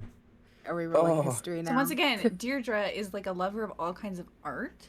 Do I know who maybe made this? Have I seen that before? Roll me another history. Yeah, I would Sure. also like to roll history, even if it just ends up being fun. Like oh, the platypus represents wealth and like like all of that shit. What even is Banking a inspo- platypus? 18. Oh, I'm like banking inspo, and I'm like, I want to 30, save 20. it. Oh yeah, you're fine then. I'm not using inspo. I'm like, Yeah. I'm almost there to ruining Drew's day, solely because of the doodles. The doodles. wait, how many inspo do we need to ruin Drew's day? just 10. But just remember, I only need 10 to I have ruin 9. yours. True. And I'm at 6. I don't know how many I'm at. I genuinely haven't been keeping count, and I'm very concerned. Can we get 250 gold pieces, 250 gold pieces? Yes, 260, 260, 260, 270. And continuing on, What did we learn about the platypus? Yeah, what with did we it? learn about the platypus? as history. you're hearing these bids start going up very slowly, a lot slower than the amethyst did, you're thinking there was an 18, and what did you get, Meliae? A dirty 20. Dirty 20. Between the two of you, you don't know who made this exactly. However, you notice the craftsmanship, very lifelike, very detailed. And both of you have heard tales of magical trinkets that are carved into animals that could possibly become like familiars and things like that. So this is possibly one of those types of stones. Oh, wow. How much the is on first- How much is on the table for this? Currently, it is at 280. 290. Oh, I didn't mean to roll that. Ignore that. Amir, you flip up a card. 290. Can we get 300? 300, 300 here. 300, This 300. would make such a good familiar. It's so versatile. Don't. Telepathically, I'm like saying, Oh, no, cut it. sorry. I actually want to buy this. You didn't tell me that. You didn't tell me that. No, You I need to know. I interrupt just these got things. impulsive. I got impulsive. I like, look, the information about it being a familiar. Look, I'm just, Pickle could use a platypus. I'm just saying it would be really fun. And we have 300 there. Do we have 310? 310, 310. 310, god damn it! Do we have 320? 320, 320. Well, going, sold to the gentleman. So what did it mean? I'm so poor. I think Amiir gets a little too excited, like gets up and he's like, yes, platypus! Platypus. And he like slinks down into his chair. I don't think I've ever seen a platypus before, so. I haven't either. Is the carving of this good enough that Hope can turn into a platypus after this? That's what I want. Bold of you to assume that Hope couldn't turn into a platypus before. True. I don't know what type of amazing platypi are in the Underdark, so we don't know. For our It next, turned into a saber-toothed tiger. True. That famous Underdark denizen, the saber tiger. Yeah, great. Oh, I just realized like malachite is like a green stone. That's straight up. Oh, that's Perry the platypus. That's fully. I just Like we need to give this platypus a fedora at some point. Like it's a requirement. I can't wait to have a familiar just to annoy all of you. Just do that over and over That's now. gonna annoy me. That's just gonna bring me familiar. joy. Now I can have two familiar. We've had one familiar, yes. Well, and what that's about something that our second information familiar? is even correct. It could just be a fucking statue, dude. I can cast identify on it later. Look, And honestly, if I had a familiar for every time I've cast find familiar, I'd have two familiars, which isn't a lot, but it's weird that I was able to cast it twice. oh my god. Tickle the platypus now. amazing. Get in the comments. That was funny. That was amazing. Incredible. For the Can have next, my- please. Jakey, you can have one of my inspiration die for that. That was stellar. Thank you. actually, I'm just gonna throw it out. All four of you can have inspos because this has been great RP so far. Let's go. For the I won back next my inspo item, we have a bloodstone from the Sanguine Oaks. And another history check. And our auction for this will begin at 1,000 gold pieces. Another histories? Oh, that's another That's an natural 8. 20, Drew, for 29. 29. Yes, I'm total. gonna roll it for fun, but Total. yeah, I'm rolling butts today. Amir's just not the history guy, but he's still passing around the telepathic information about people, how much money they're gonna be spending. So this is something we've talked about before, Luna, that it's always going to be interesting with a character with high history who's never been to this plane of existence before and knowing everything. It's pretty impressive. So, Meliae. I mean, I hear a lot of shit you hear in my all the whole stories. life. You hear all the stories. Is all the Wikipedia, stories. Okay. Yeah, and also I have access to like my patron's whole library that's like extremely magical, like Wikipedia. Absolutely. Wikipedia. Absolutely. Please donate. Meliae, play Goodbye Yellow Brick Road, please. I play it, but it's not well done. My performance is not that great. So, with that history of a 29, you have heard stories of the Sanguine Oaks. This is an area in Duckus, somewhat towards the north, which is ruled by vampires. This stone is from a vampire castle, most likely, and it is a bloodstone. When you look at it, when you think of bloodstones, you think of like this green stone with like flecks of red in it. However, this one is very much ruby in appearance, and it appears to have liquid inside of it as well. So, question for you, Drew, for my clarifications: is the lure of this stone simply that it comes in from a place that no one survives getting to, or are they actually rare? If that makes sense. Both. Both. Yeah, not many people can tell the tale of going to the Sanguine Oaks and surviving. And then also it is a very rare stone. So the auction starts at 1,000 gold pieces, and it begins to continue without any, help from y'all to begin with. It's already at 3,000, and it's working its way up. Yeah, Amir's gonna listen to thoughts and see if he can start raising bids and whatnot, just to get more people pumped with this information. You first hear the thought of Opal, the one that was in front of Dierdre. And you hear inside her mind, she says, "That would make a lovely little thing for my neck. Oh, could you imagine vampire bloodstones? That would be glorious. Look at that. We could sell that in the shop." Would love that. You move over to a different voice and it's like, "I hate vampires so much. I would never fucking buy this stone. Fuck vampires, man." You're sure there's probably a story to go with that at some point in time, but immediately you switch over to another one. It's like, "I do like the red of that one. That red is a wonderful color. I mean, have you ever seen..." And it's like, it starts going into this conversation with someone else. Amir's just changing channels like, nope, boring. Yeah.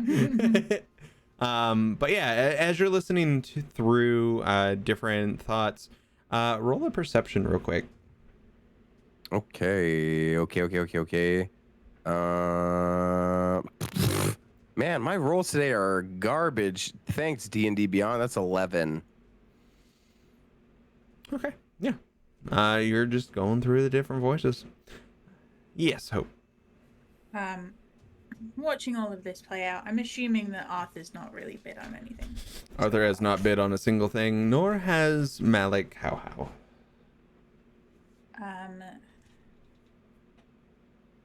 I'm going to try the trick that Garth taught me to try and encode a thought. Because I'm very aware that this was something that I tried to learn under pressure, so I don't know if I can do it yet or not. If Loki has anything to say about this, I think it's a yes. Oh, my boy. My sweet That's his baby new angel. dramatic spot to look out the window. I love it. I love his drama. I'm here for it. Get out of the window! No, let him enjoy it. From the window! It's a second Get in the story. comments. It's a second story window, and I don't want him to break it and fall out. Oh. He is a 90-pound dog, and he could do that. Anyways, yes. So yeah, so I would like to Roll me just... in Arcana. Oh god. This was a terrible idea. This was a... It's a 12. And I'm going to guidance myself, because I can do that. You can. So that's a 15 total. 15? Dum-da-dum. I have to show this. I have to show this. So that's a 0, right? Yeah. And hold on, that's a 00. You have encoded a thought. Oh my god. I don't think I've ever seen anyone roll that. Incredible. Amazing. Okay, I encode a thought. And I kind of like look at it for a moment. And then I offer it to Malik How. Oh, what is this? He holds it up. Is this one of those little brain things that Amiir does? And you're doing it now? That's wonderful. Look at you learning magic. Magic that's not your own. Do believe I am impressed. I did something today. Oh, well, let me take a look. Oh, no. The memory that he holds is the memory that of Hope killing someone. Oh! You see him set it down in his lap.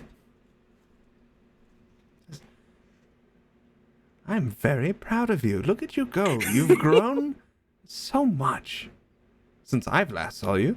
You know, it's been 300 years for me that I've seen your wonderful little... And he goes to, like, squish your face. Your wonderful little squishy face. It's a long time. But for you, that must have been, what, a day, 2? Also, I know this is late, but... Yeah. Very much just like... Hope is so boopable. Is this something you're proud of? As in the background, you just hear, Can I get 4,500, 4,500, 4,000? And then he's just in the side there. He's like, is this something you're proud of?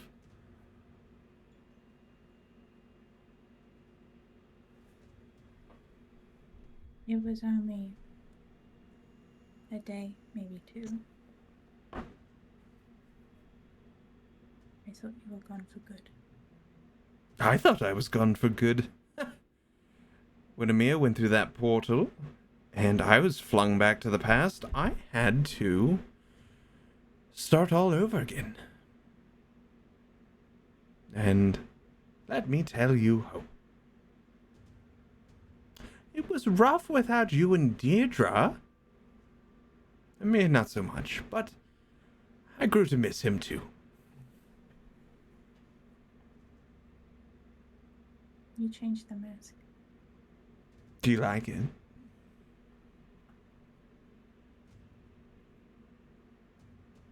It's different. Well, my family seems to like it. Is it a big family? It is rather big. A family is spread all throughout this continent. And they wear masks too. Not by choice, but if they want to, they can. I saw one.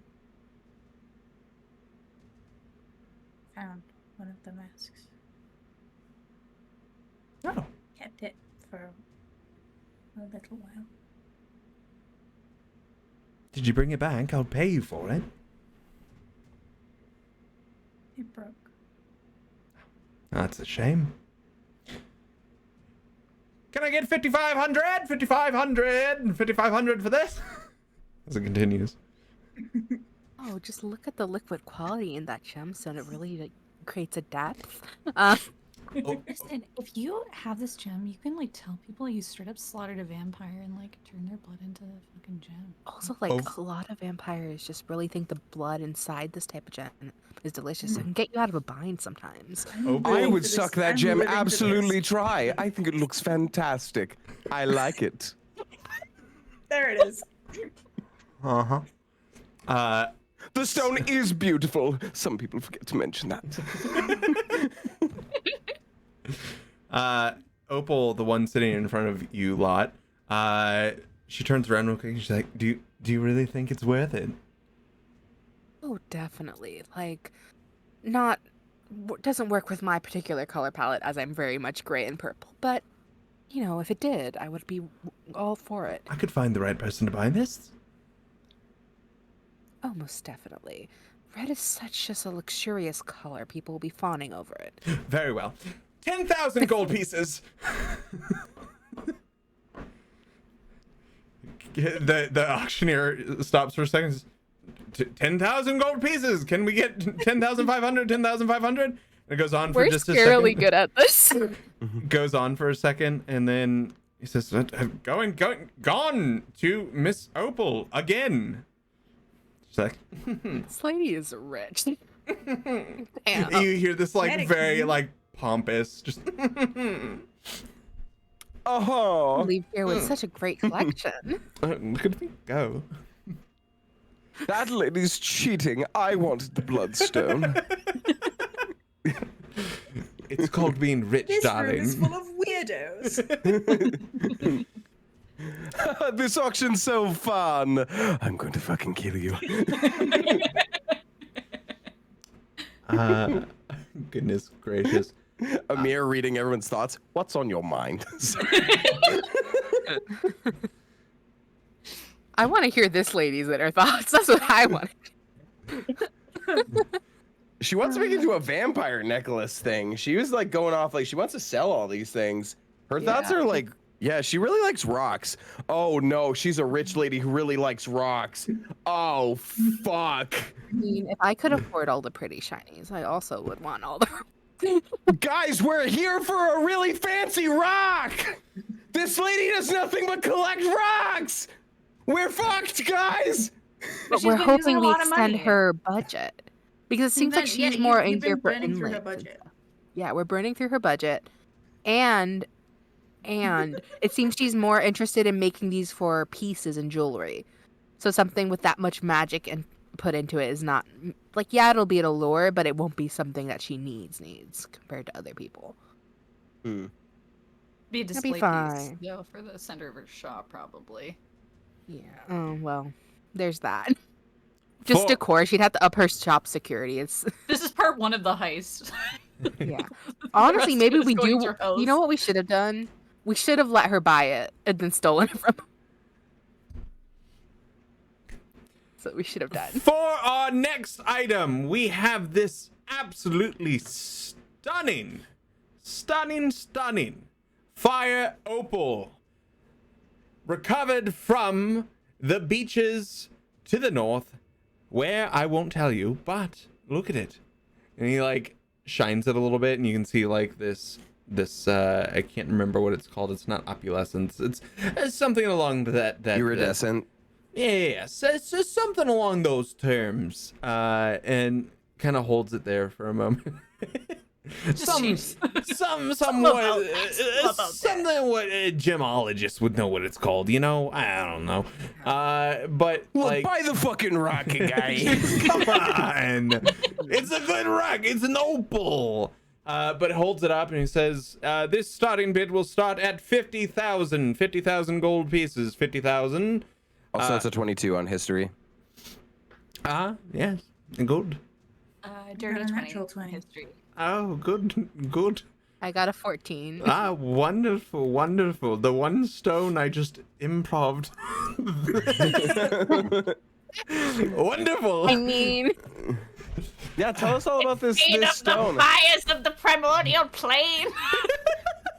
Yeah. it's a mermaid's tear. It's Yeah. the Regina George of stones. Like, everyone's got a story about it, and none of them are true. Yeah. This stone here, looks very fancy. It's actually worthless. Is worthless. Oh, goodness. None of you are from this material plane, so this makes this fun. Trying to explain how you would know about this. It's mentioned to the far north is where this came from. You all have seen maps of the far north. The furthest north island would be Astavon Island, where Mount Shriel is.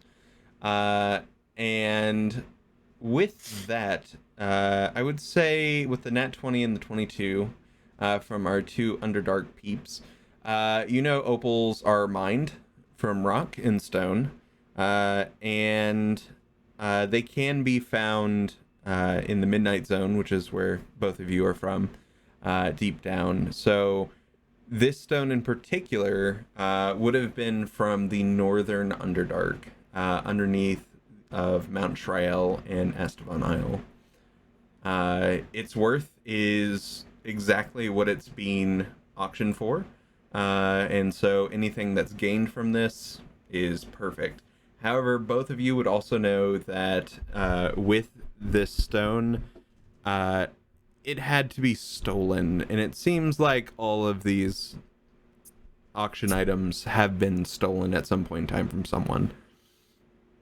So this is a good fencing location. So that would be the knowledge you would get with a nat 20 and a 22 on this item. I look up and realize one of the signs. British National History Museum? Someone crawls through the window. Hey, I want one of them Yankee eggs. Are there any here?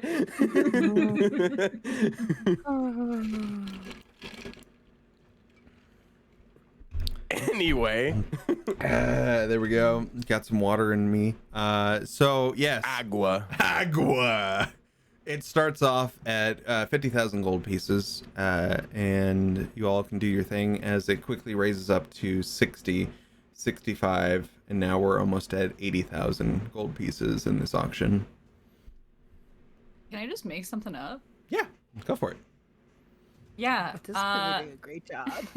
Yeah, we were doing like pretty good just with like just saying stuff, but I think it'd be funny if just like it's like, well, actually, it's like, you know, I hear that fire opals are made from like the water that seeps into like lava and stuff, and it creates just like layers of like rainbow, like beneath it, and you could fucking just break it open and create like 100 little. Can you roll me a deception?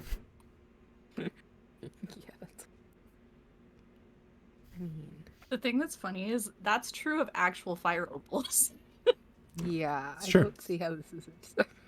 Also, if Dierdre believes this to be a fact, it's That's fair. and, Or and it's just persuasion. misinformed. Persuasion or deception. I will allow both. Can I assist with this by telepathically connecting with anyone Deirdre's talking to and giving them like visual images of like sparks and like pictures in their head of just like of this like just making it really beautiful behind their eyes? Yeah. that's a 30 if it's persuasion. Damn. Oh, what? You are. I have expertise in persuasion. You are Yeah. bankrupting Nice this woman favorite in front of princess you. strikes again. You are bankrupting this woman in front of you. As it's a current fight between her and there's another gentleman on the other side that keeps every time she makes a bid, he throws up the sign, and they're going back and forth. And she'll she's make like, her money back. It's she fine. says, "I will have that stone. My name is Opal, and I will have it." She throws it up again. Keep the rich. Wait, with the detect thoughts and stuff, what is the threshold the two of them are thinking of like where they'll stop? Opal doesn't really have a threshold. She's just in it to win it. She's there. She doesn't He'll go into debt over this. Okay, then Amir's gonna basically keep doing that connected thoughts with Opal until just the surface thoughts until the second that Opal has like a thought of like, ooh, I need to start like backing down. Amir's just gonna go buck wild for this. Okay. The auction is now, they're at 120,000 gold pieces, 130, and then they finally make it to 170 before Opal, and if you're picking up the thoughts of the other gentleman, are kind of like, we're kind of both at our hitting point. Like, this is getting too much. Opal is currently winning, where this guy is just sitting there just like, and it's about to get to the going, gone. It says, "Can I get 180,000 gold pieces? 180,000 gold pieces." You see the guy, he's hesitating. He really wants to pick up that sign. Amir's gonna softly say out loud, because you said Opal's right in front of us, and Amir's just gonna go, man, just if it's truly the heart of a fire elemental, I need it. You're right, Conscience. 200,000! The guy, It's too he's steep for my pockets. the guy's lifting up the other one, and he puts it down in defeat. Says, "What a surprise! Miss Opal has won this one again. Congratulations, Miss Opal." Does this lady have unlimited money? Like, I just really want it. Oh, she broke Maybe. She leans back and Really says, rocks. "I never lose an auction." Well, She really came in let's here to hope. buy every item. I'm gonna Honestly, I'm lean kind in of- because she's saying that and say like, well, you best hope there's not a stone that I want after this. I'm Competitive. gonna get one. Oh, well, good luck. Hey, Amiir, would you say that you're leaving no stone unturned? Hey. Also, Amir's gonna telepathically connect with the person above again. I'm not gonna say anything. They're just gonna get a Like a high just a high five? five. Yep, I'm just high fiving the person Just a crisp telepathically. high five. This is all wonderful and all, as you hear the voice in your head. Make this next one count. As the auctioneer holds I'm gonna up, pass that on to my friends. the auctioneer holds up this glorious stone. Here we have a. He stops for a moment. He looks over. A tear of Rika. This stone here has magical properties, of which. If we can get this lady to buy it and then make friends with her and steal it, we're great. Of which we Sorry. could do. This is the Tear of Rika. Its opening auction is 100,000 gold pieces. 100,000 gold pieces. You two can have this immediately, Arthur. He says 200,000. 200,000 gold pieces. 200,000 gold pieces. Looks like someone else is challenging you. I'll say. I'm gonna use an inspo on. I might burn through a lot of inspo here, but I want to roll a history on this now that I can see it in person. Okay, that's pretty good. That's okay.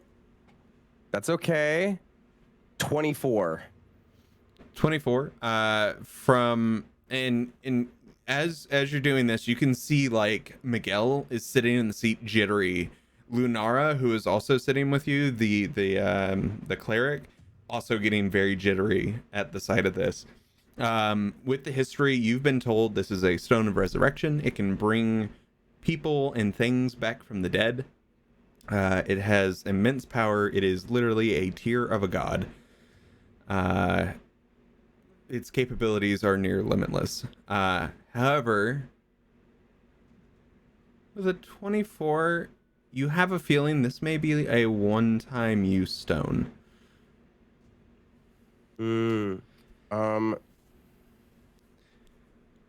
Amiir is, oh god. They say it's a tier of Rika, yes? Specifically. Do they say, like, what do they say specifically it has the capabilities to do? They don't. They just says it has magical capabilities. I'm going to, oh, this is, Amir's about to do the most heinous thing. Oh god. I'm going to say to Dierdre and only Dierdre telepathically, pass around that it has resurrective properties and trust me to do the rest. Just trust me. I mean, Okay. I told you guys I had resurrective property. Oh no, I know, but no one else here in the room seems to know that. I want everyone to know. I hope Yeah. you look and see Malik give you like a head nod as he raises up the thing. You hear 250,000. What a dick. What an absolute he's literally here for playing what's it called, not Wheel of Fortune, goddamn The Price is Right. That's what he's every time his buddy is like, oh yeah, 300,001. Like, what an absolute prick. Oh, and it's exactly what he'd do. Opal in front of you, she hesitates for a second. She says, in reading her thoughts, Amiir immediately say, I must have it. 260,000. Then immediately Arthur, 300,000. You see how I'll look over to you, Hope.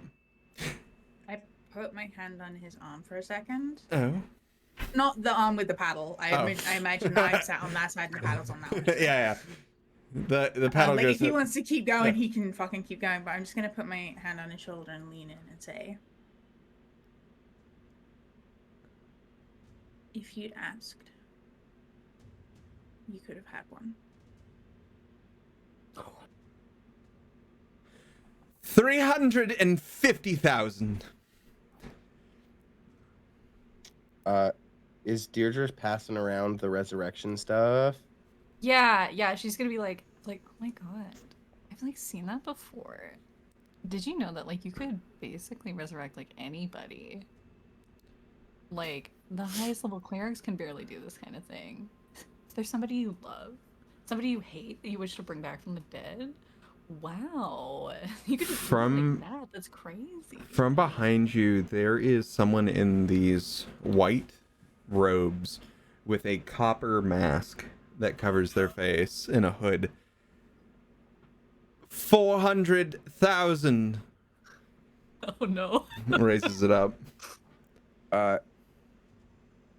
With detect thoughts, every single person Dierdre speaks to, because I can hear their surface thoughts, anyone they think of for a moment, a split second, any names, imagery, or anything of anyone that they would resurrect, Amir's gonna telepathically put images of their like dead loved ones and how they could bring them back in their head.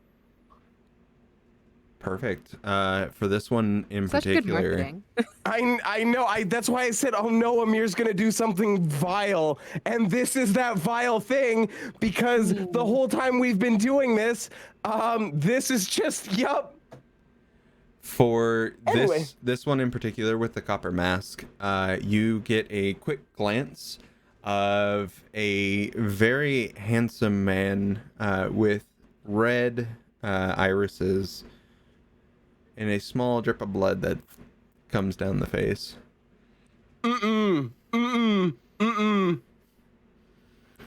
For Opal, when you read her thoughts, she doesn't want it to resurrect anyone. She wants the stone.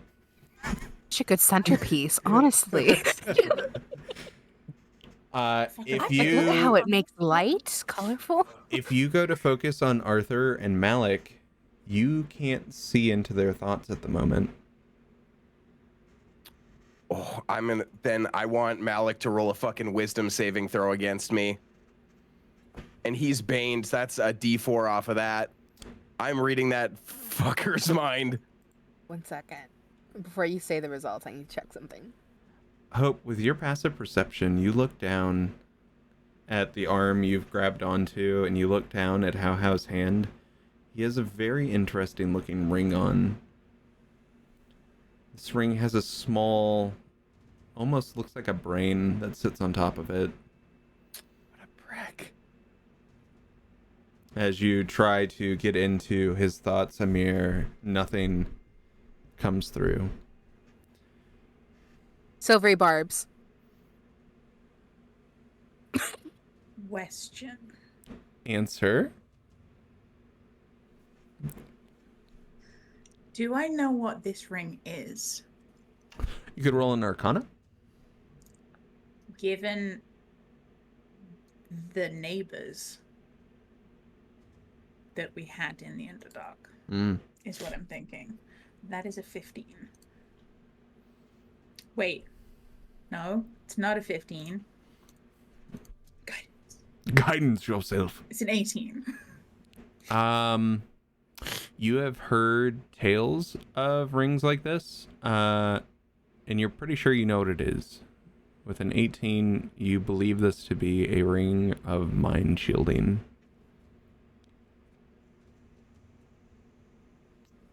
I'm gonna take his hand.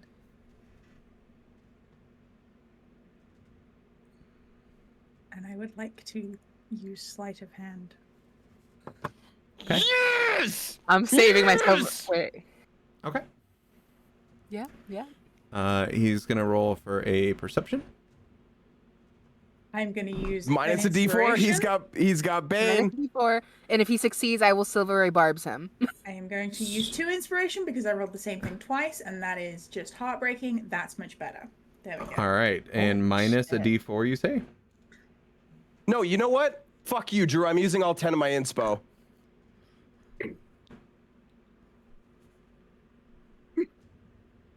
Never mind. I get to keep. my Got silvery 4 barbs. this fucking session.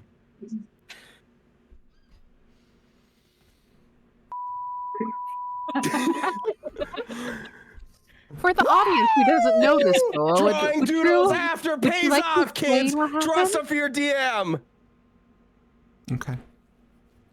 So, for those listening in and those watching, my players get inspirations. When you hit 10, you can use that either towards a magic item or if you want something in particular to happen. That is a thing that can happen. And our wonderful Jacob here has used the 10 inspirations to aid Hope in getting this ring off. With a D4, -4 would be a 14 for perception. With the 10 inspos on there, that's automatically going to be a nat 20 on Hope's side. You gently slide off this ring. When you do, something happens. Uh-oh. As you watch as he holds onto his chest and falls back into the chair. His head falls back. The mask falls off, and you see a face of a tiefling. pick up the mask.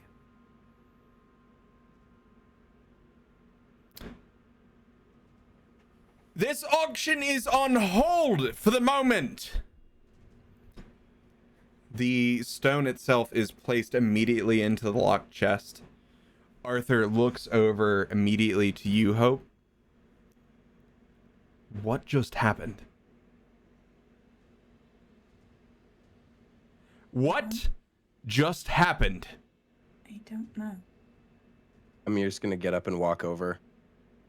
I don't know. I don't know. I don't know. Hope. Fuck! As he leans Can I have the over mask?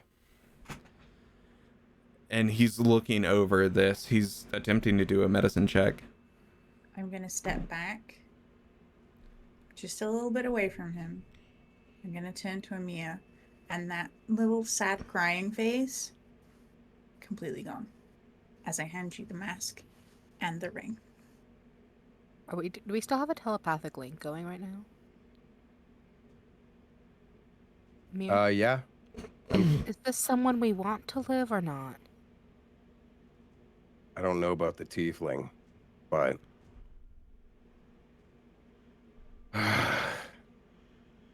I hope asking this works because can I miss this stabilize asshole them. too. And I'm putting the mask on my face. You put the mask on your face and nothing happens. It's just a mask. Kill them. Fuck, God. I'm gonna put the ring on. Okay. Okay. You slide the ring on, and as soon as you do, you feel this course of energy into your body. You fucking dick. You fucking dick. Amir genuinely goes. You fucking dick. As Arthur is over there and you watch as this arcane energy in his hand lights up as he punches into the chest of this tiefling. You watch this arcane energy pulse through. You hear a this tiefling's looking around. Where am I?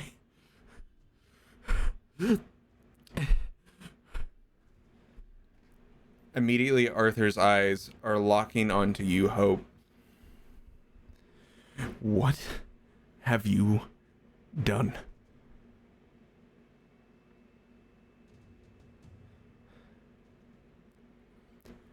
Arthur grabs this tiefling by the chest and starts pulling him out of the auction house.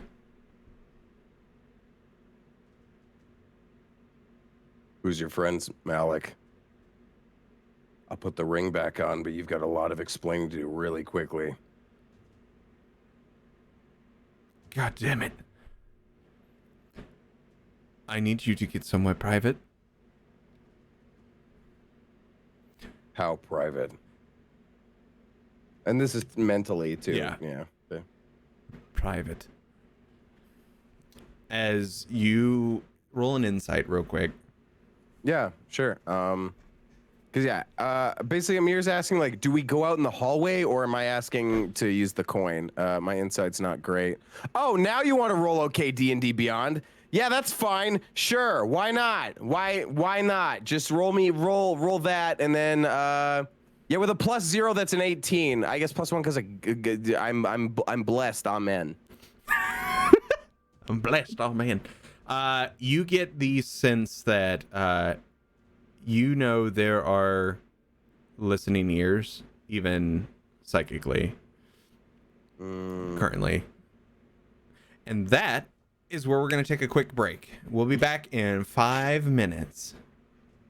Woo! See you soon.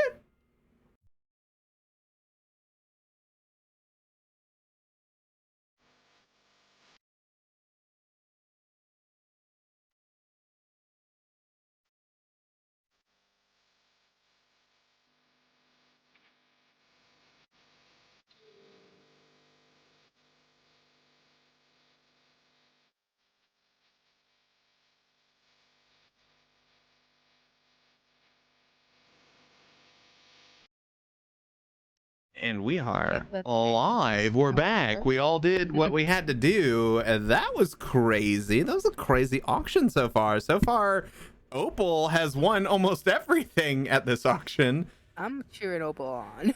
As she is Mrs. Money Pockets. And also, you know, I don't know if you missed it in the first half chat, but how his body just fell apart, kinda. So that was fun. So now we are at the point where how telepathically is speaking to Amiir, saying, "We have to get out of here." This is a ring of mind shielding, yes? Get me back to my fucking body, please. I'm aware. This is a ring of mind shielding, yes? Yes, it Meaning, is. then I don't have to speak to you telepathically. As Amir's gonna drop the telepathic and just speak to how like mentally, because if my mind's shielded, I would be able to just communicate, and if it's shielding my mind from being the read. smart one of the two of us. All right, what do you need? Can you get me back to the body, please? Yeah, but you're gonna answer some questions. First off, the adventure. What the fuck was that, and why were you being so vague? I just wanted to show you a thing. That's it. You wanted to take us to the Midnight Vale, didn't you? Maybe that sounds like a good. It would be. You would be perfectly safe. Perfectly safe? Yes. I saw it. I was gonna let you all see it. Yes, and we all just see it and just walk away? Yes. Man, you were right. I am the smart one of the two of us. All right, next question. What do you want with the stone? I know it's not gold. What do you think I want? Of course, I want a fucking body that's my own. That's it. You just want a body that's It's your a own. one-time fucking use. I have been in someone else's body for almost 400 fucking years. I just want my own mind, my own body. Is that too much to fucking ask for? What's that worth to you, friend? It's worth that goddamn stone.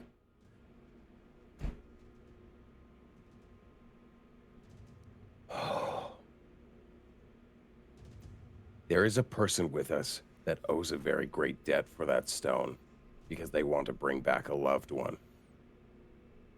However, I don't know this person.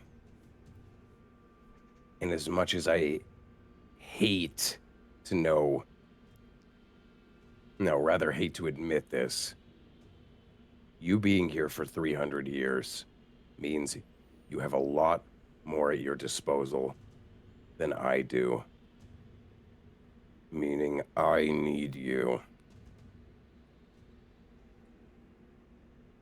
How much gold can your friend put forward for this stone? Because that one person here, Opal, seems to be carrying so much fucking coin. I mean, at least probably 500-600.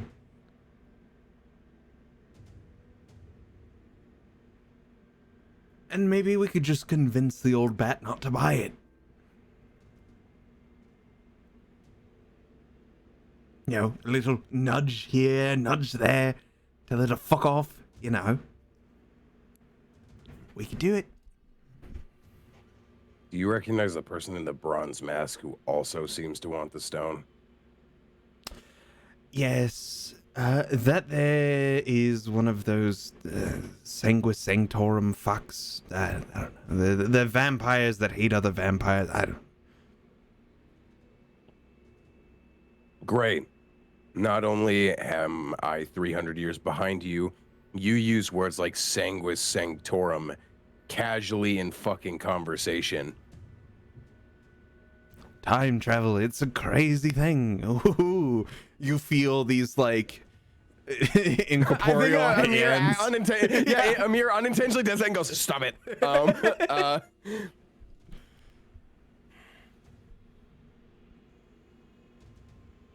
Fine. We will get you a body.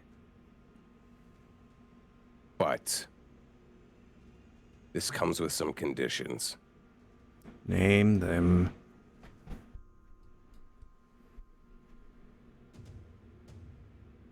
Dierdre and Hope. I don't know how long they're going to stick around. And you're offering for them to join you. If they accept, please take care of them. Of course Actually take care of them. Fair. Yeah. I knew exactly what you were going to say. We've had this conversation before. Listen, all I want is a little bit of unity in the world. Is that too much to ask?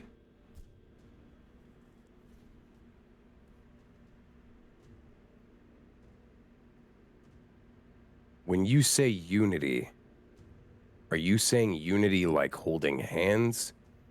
Or are you saying unity like I think you mean? Like the thing that I felt when we first connected. Like everyone has the same consciousness unity. I mean, it's what my god wants. Oh my fucking god. Exactly. That's not what I meant. Oh. Look. Who joins you and is enamored with you is your business. But one way or another, whether it is through gold so they can have a day of fucking peace, or it is through getting them somewhere where they are comfortable for an hour or even a couple days, something, whatever they need, just do something for them, because I can't seem to do fucking anything for them, and I need your help. Please. Listen, I have a lot at my disposal, as you said. Whatever you need, Amiir. Just get me back in my fucking body.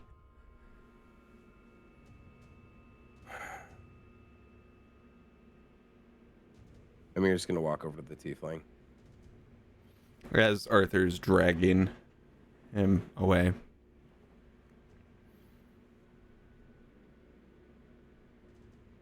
Can I see the tiefling? I suppose you can't do anything worse than your friend already did. That was my doing.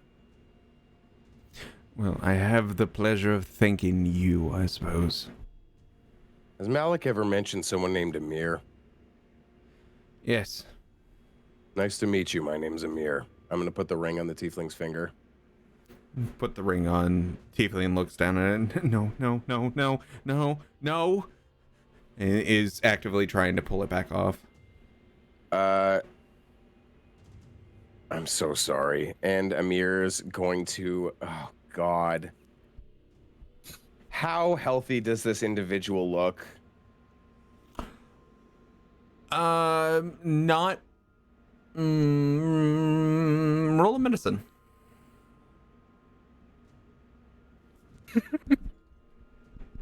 That's an 8? Even with an 8, not doing great.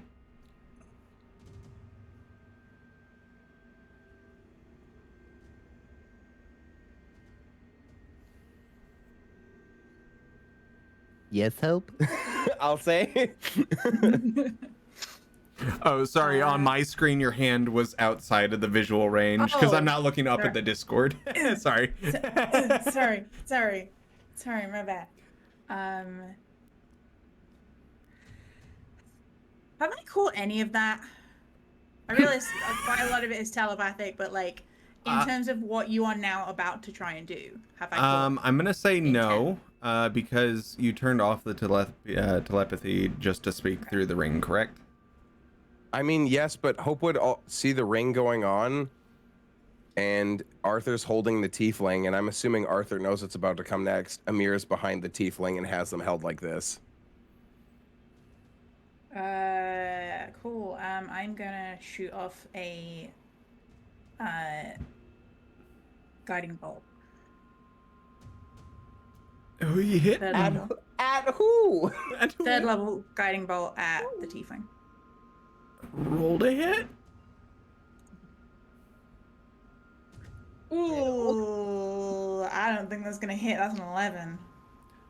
I mean, If he he's- has no armor. Are they I was gonna say restrained? he's restrained, so Yeah, no, that's that's advantage, isn't it? that's gonna hit. Hey, Oh, Drew, 11 hit? can I have Oh, a soul? Can I have a soul?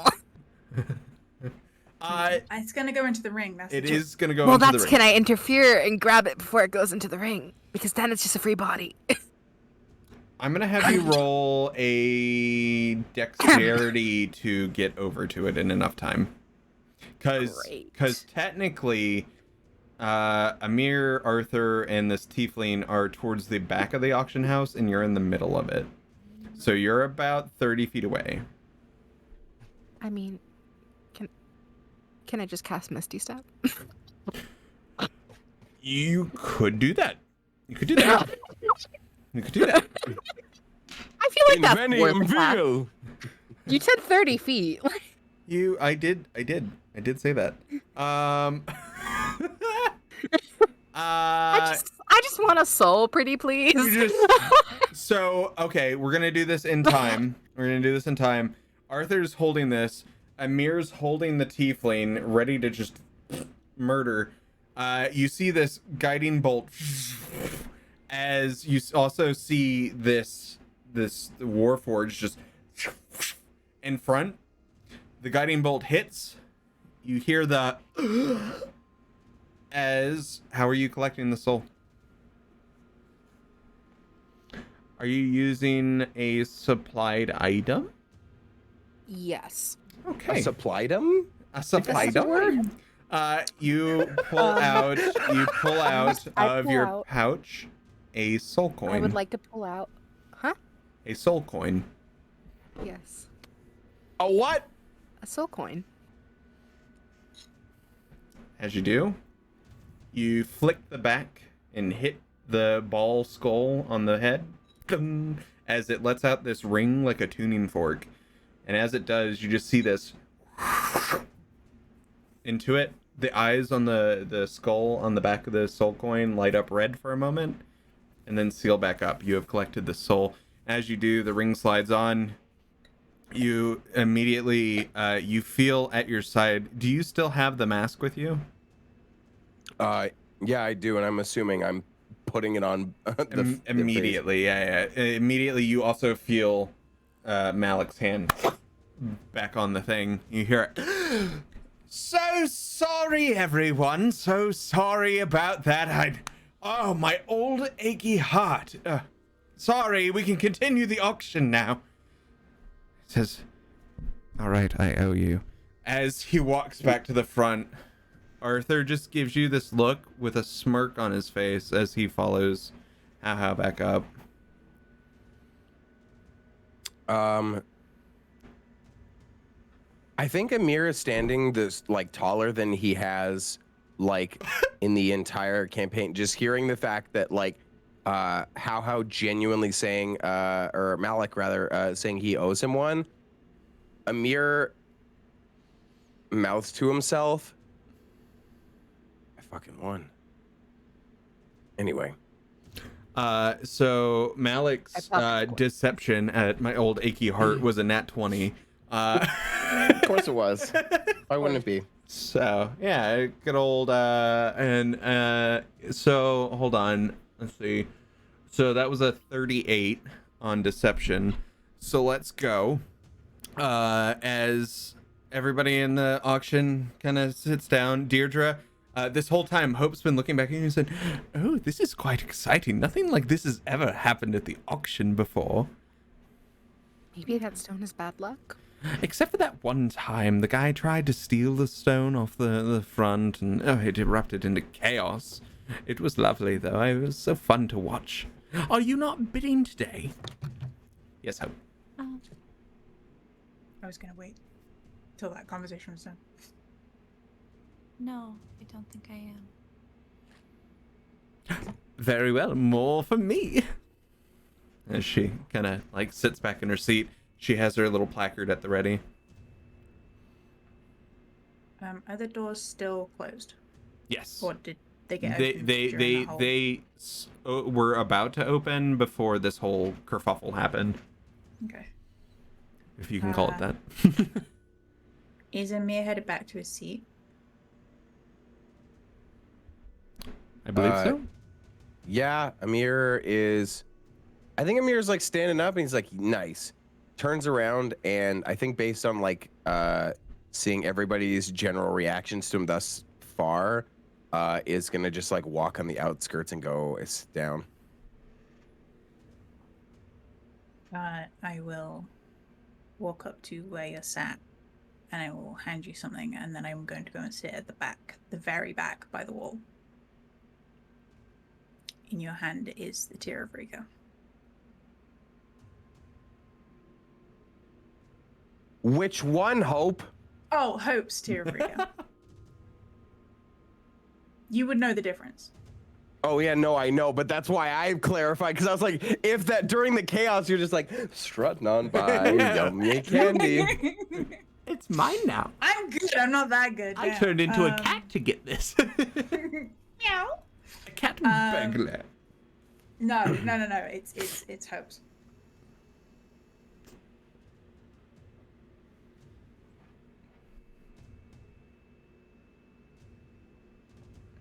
Amiir is going to get up and go to the back. Why are you giving this to me?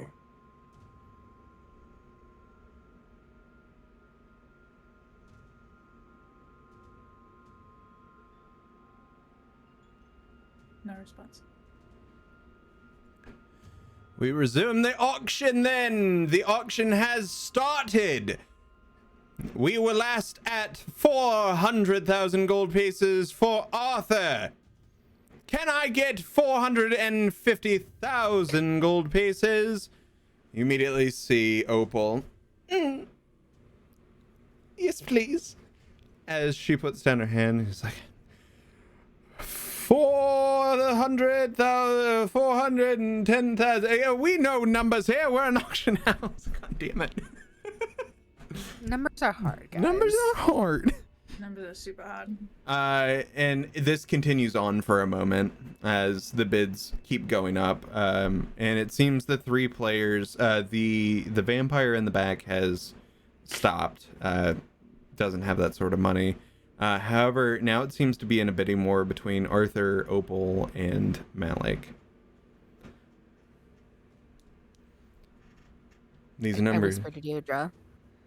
So, do we want them to get it? Do we not want them to get it? Because it seems a lot just happened. Oh no, you're whispering that? Never mind then. I'm whispering that to Dierdre. You turned off them telepathic connected. Because you moved to the back of the room, so I don't think you're. Yeah. Oh, I have a 60-foot like radius in here. The room is like 60. Yeah, Drew said 60 Turned feet. it off So when you talk to How. oh, like yes, like turned off like speaking to How in that way because I was just thinking that I still have the channel. Oh, but open for everyone all else. this. Okay. Yeah. Okay. Yeah, So, yeah. You want your frenemy to get the stone? Do we not want them to get the stone? What's... Yes, I want them to get the stone. If you want Opal to drop out of it, just mention the fact that the stone will fall apart after one use.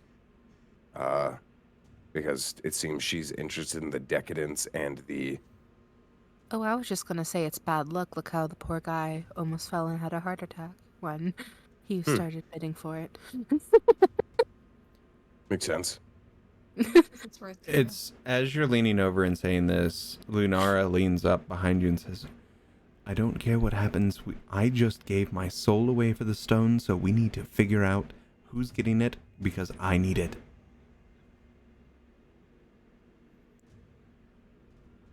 We are working on who's gonna get it. Mm-hmm. Like I said, it's a you problem. 470,000. As Arthur raises up his hand. Malik immediately. 490. And continues on. Opal's like, 500,000. I really hope no one else has a heart attack. Maybe that stone has some bad luck on it. Amiir, how much is this worth to you? The stone? Mm-hmm. Yeah, Amir's communicating this to everyone, even though Hope is currently non-verbal.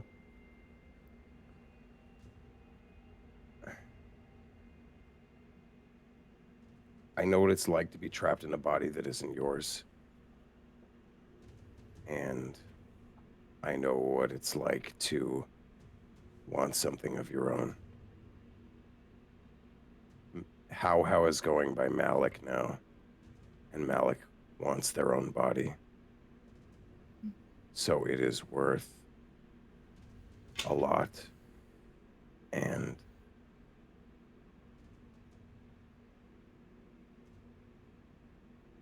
you guys can, if you feel obligated to this farmer and this priestess who want to bring a god back that will disturb the balance of things, that's your guys' choice.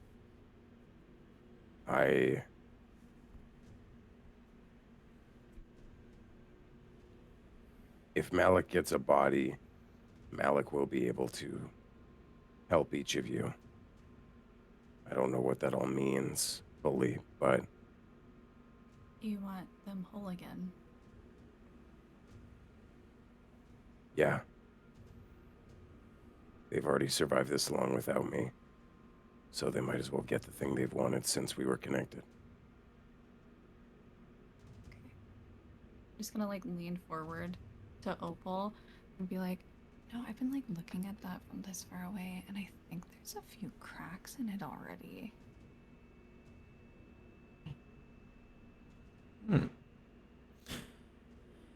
Well, you haven't led me astray so far on my ventures. Roll a persuasion at advantage.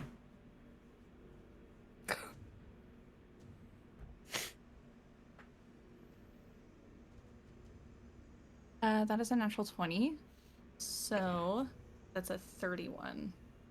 Yeah, We've got a lot of 20s this app. We love to see it. She leans back and says, I suppose you're right. I've already gotten everything I need out of this, and what's a stone that's only going to crumble after its first use, you know? Do me this, darling. When we're out of here, come visit me up in the Vakel district in the market. You can't miss it. It's glorious. Opal and Sons. It's my guild hall. Come visit. I will do that. Oh, such a dear. The bidding continues. They're up to 570, and Arthur goes to put up. Like, he gives this look over to how Hope, with your passive perception, even from the back, you'd notice this like look over as he raises up his hand. 600,000. You see how I hesitate for a minute.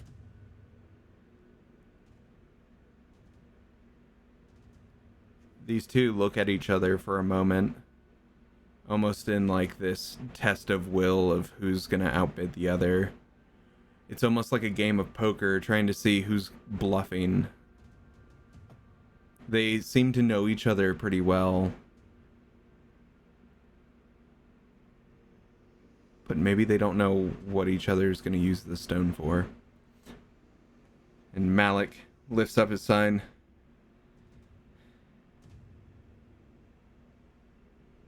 $680,000.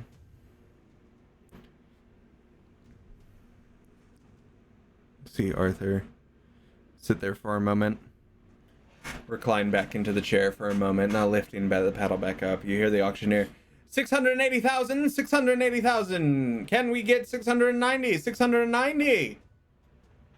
Going, gone.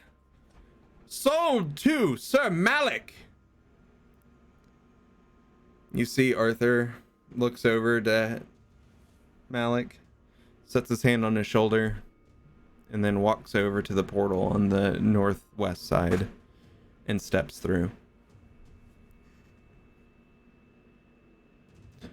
that concludes the auction for the evening. Thank you all for coming. Do remember, do not report this to the gods or we will have you killed. Thank you. Have a wonderful night. Please keep your hands, eyes, and ears and feet inside the ride at all times, or we will fucking butcher you. I swear to God, if you make a fucking sound without my say-so, I will pull your ears off. I'm talking to you, Jerry, you son of a bitch. The guy in the back with no face was like, Is that what happened to him?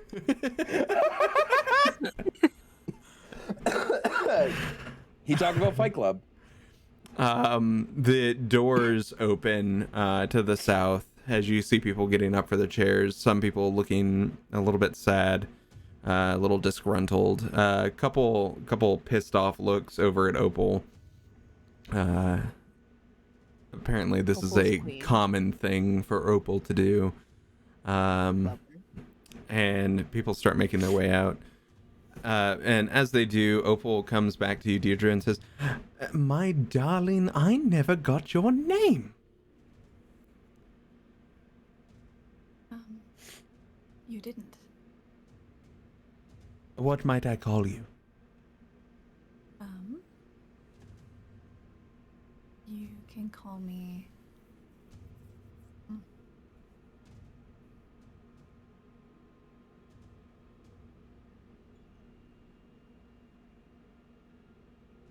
That's a good question. This anticipation is killing me. The Antissa. Waiting. Reconnecting. You can call me Dear. Oh, a lovely name. I love that. Like I said, come visit me. I'll have a little something for you set aside. You've been quite helpful, and I appreciate it. Glad I could help. Yeah, good evening to you. As she stands up and starts walking out over towards the north doors, where there are multiple members of this guild who are standing at these northern doors. It appears she's waiting there for something, most likely to offer her payment and receive things. Malik comes walking down and is actively looking. Malik stops by you, Dierdre and Meliae. Where did the other two go?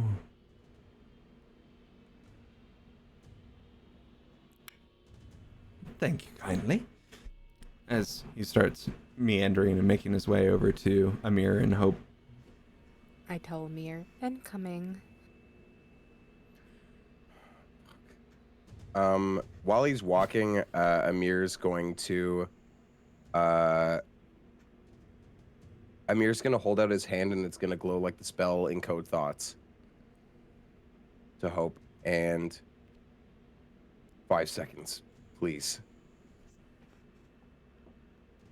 You can keep the stone or do whatever. It's your decision after. 5 seconds.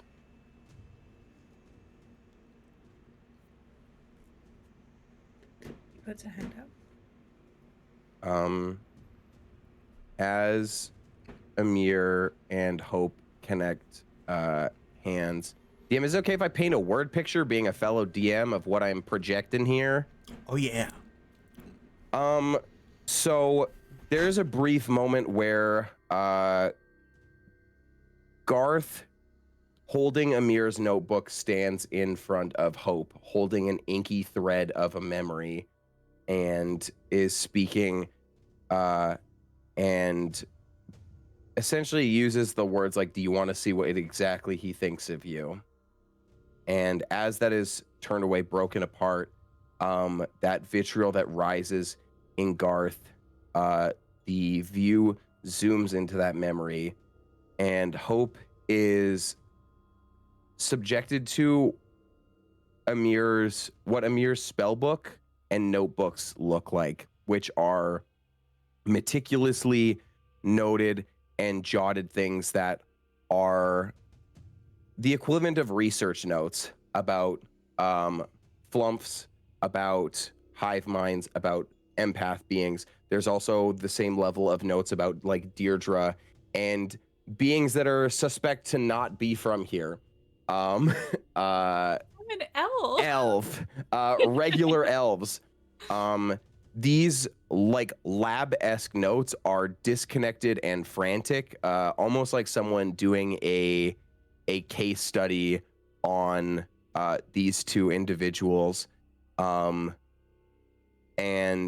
in that, though, Amiir shows that Garth wasn't going to show the full picture. Garth was going to solely show the fact that Amiir was in fact with Dierdre and Hope for the intention of study and learning. However, on each page behind the notes about each of them is a contrast of not necessarily the learnings on like who they are as people, this experimentation. It is how Amiir can become a better person being around these two from Dierdre being someone from another area, someone disguising as an elf. It specifically writes that Amir's not an elf either from this world. He is an astral elf. He is from the astral sea. He is not born in the feeling of gravity under his feet, and he doesn't really know how to blend among people, so he leans to Dierdre for that insight.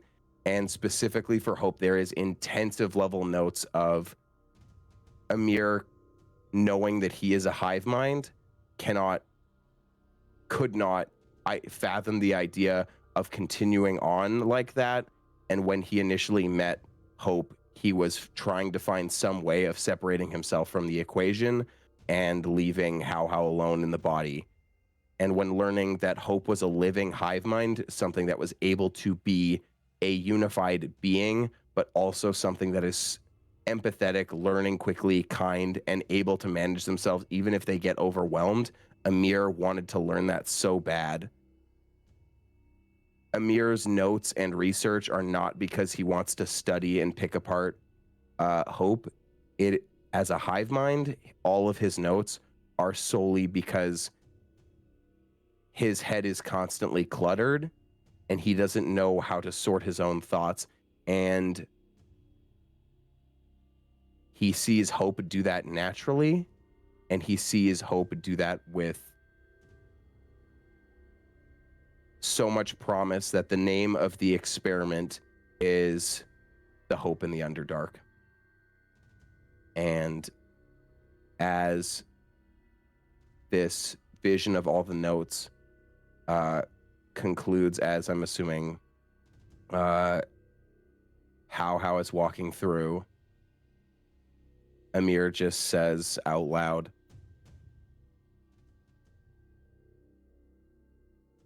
"If you're giving this to me to let go,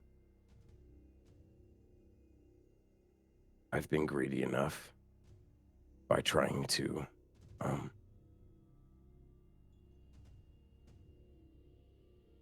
keep a part of a collective that isn't mine to keep. And I'll make sure you get back home safe, but I will miss you. But I understand. And I'm sorry. I'm sorry for not being more transparent about the fact that I need help. And that I've been acting like I understand more things than I actually do.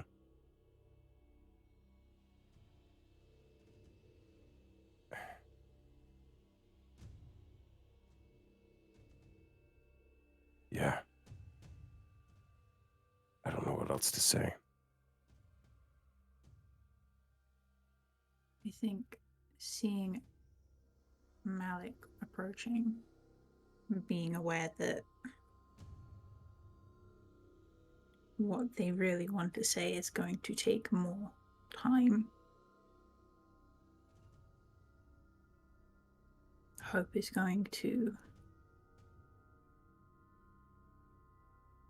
look at her hand, think about in the encode thoughts that she's learned think about how you made your hand light up with the memory and push a thought back through that connection. And if you will allow, DM, I would also like to paint a word picture, because apparently that's what we're fucking doing today.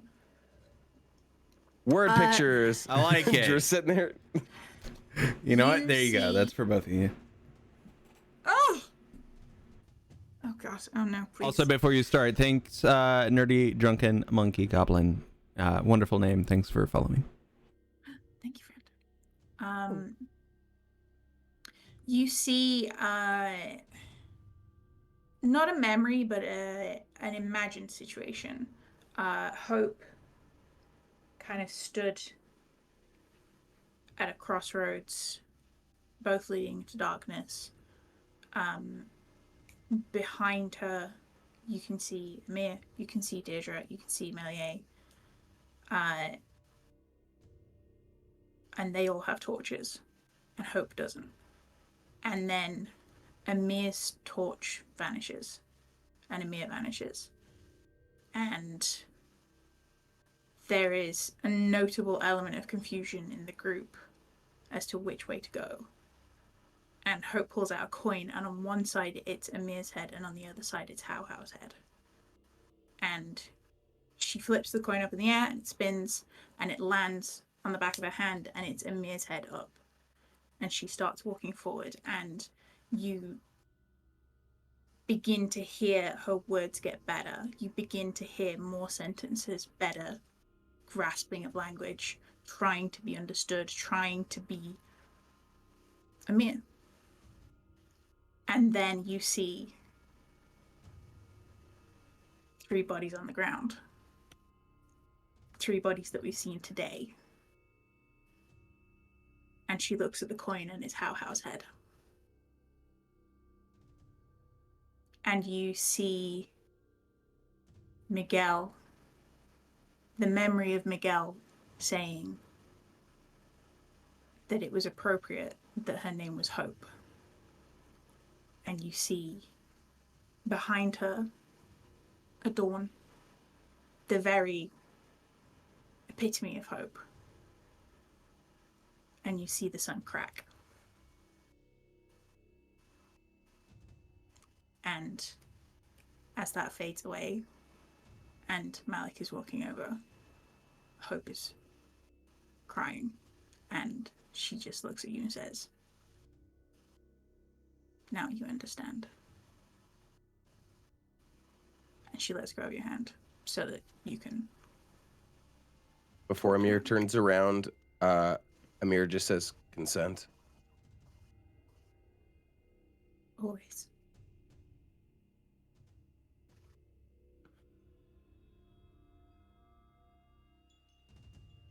Amiir hugs Hope. Yeah, the guy who's like, "Don't fucking touch me" to anybody, he hugs Hope and just starts crying.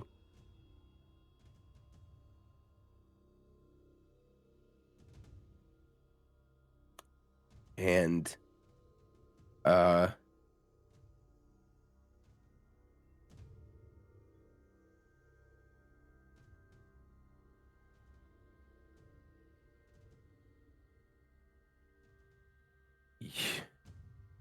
look, things were bad today.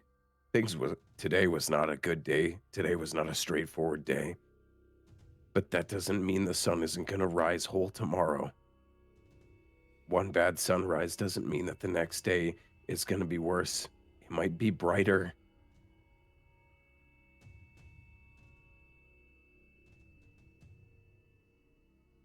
At least give me one more sunrise before you decide. Please.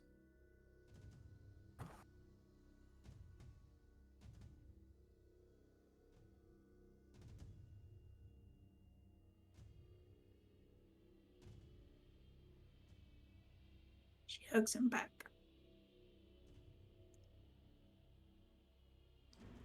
Okay.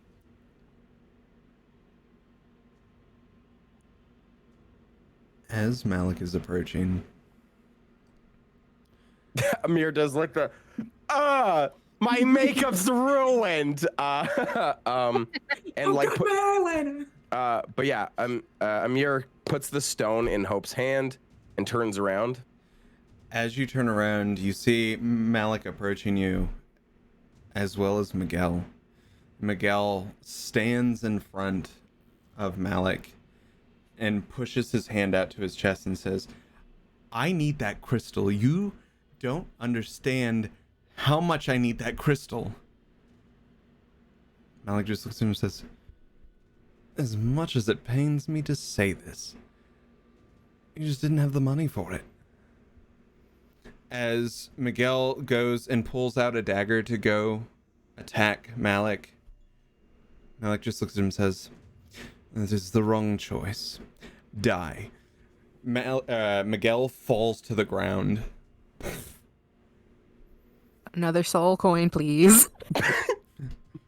If you want to, I would like if you I would want like to grab some extra souls, just in case. if you would like to. Well, this absolutely. plate looks unfinished at the all-you-can-eat buffet. I'll just take that. They're just gonna go to waste otherwise, honestly. Lunara wasn't far behind Miguel, and upon seeing this, stops dead in her tracks. Meliae, I need you to roll a perception.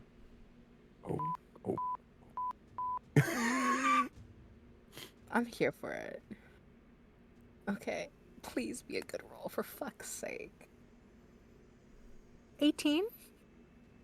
You look around and do not see Aaron Sage in the building any longer. Fuck.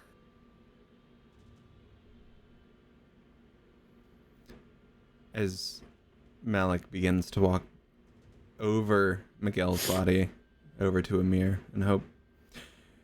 Well, like I said, I owe you one, so if at any point you should need my assistance or Hope, if you want to come with me, you're more than welcome to. In fact, I would enjoy it. You already have the idea of the whole unity.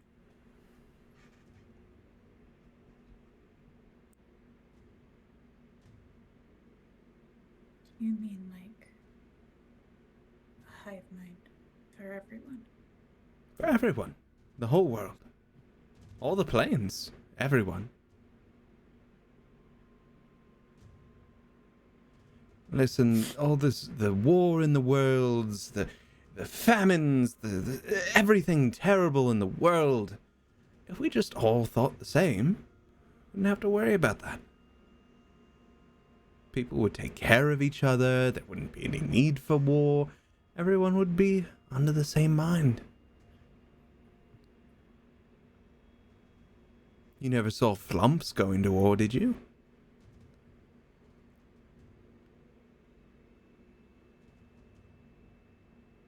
I take Amir's hand.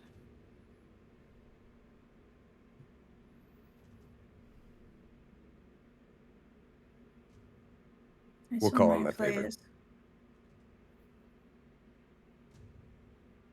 My players are together.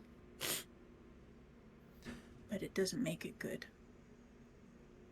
I suppose you're correct in that statement. Mind flayers, if you look at the Illithids, at the end of the day, that's all they want is unity between all worlds, is it not?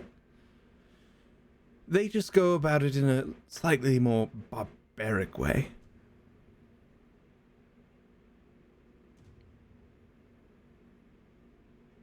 I'm trying to go the more flump route. If we're using Insight check. metaphors. Fucking insight check that shit. Oh, that's too real. I'm using inspiration. I gotta know.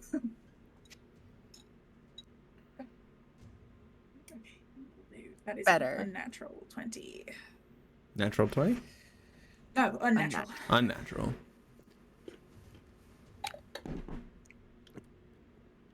Right. That is a 12 plus 18, so 30. I'm sorry, 12 plus what? 18. Wait, am I near enough? Because I was collecting that juicy soul, right? Oh, yes. If you wanted Miguel's soul, it is all yours. Yes. Can I cast silvery barbs on our friend here? When he says that statement, so he has to re-roll and take the lower one. Okay. I'm trying to be helpful, guys. I'm not sure how successful it'll be. I think the only way I can win is if he rolls a 1. It was a 23. Which we can... Okay. Rolled a 5, Hope. but still. Yeah. But with that being said, you feel he's being truthful in what he's saying. Even if it is in the way It's that not the whole he's... truth. It's not the whole truth, but it is what he wants. Okay. He wants unity.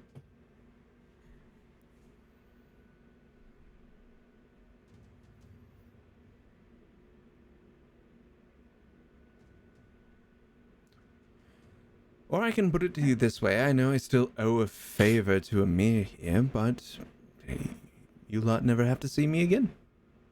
I've got what I came for, and as soon as you use your favor, or if you choose to never use the favor, well,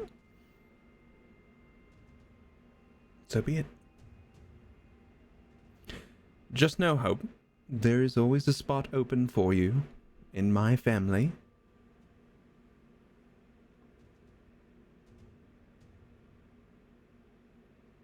Honestly, it goes for any of your friends.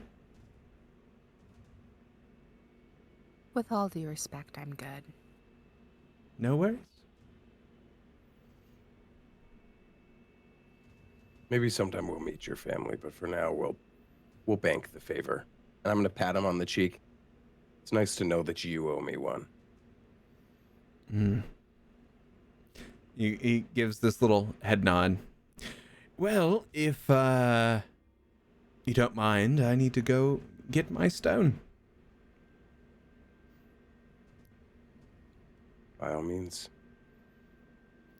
As he starts walking off, Lunara is actively trying to bring Miguel back and is failing. He can't come back because I got him soul. Yep.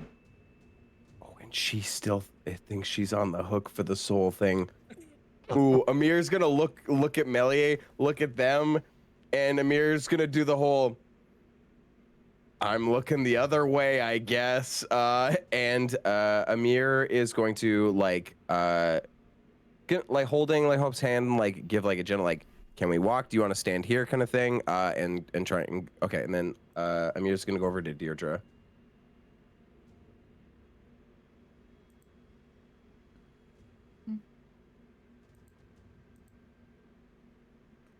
Amir's gonna hold their hand out and it's gonna glow blue.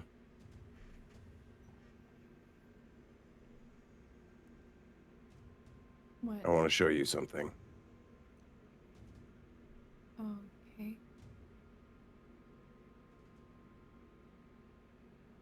You just have to take my hand. Sorry, I realize I'm being vague. Sorry, I'm usually yeah.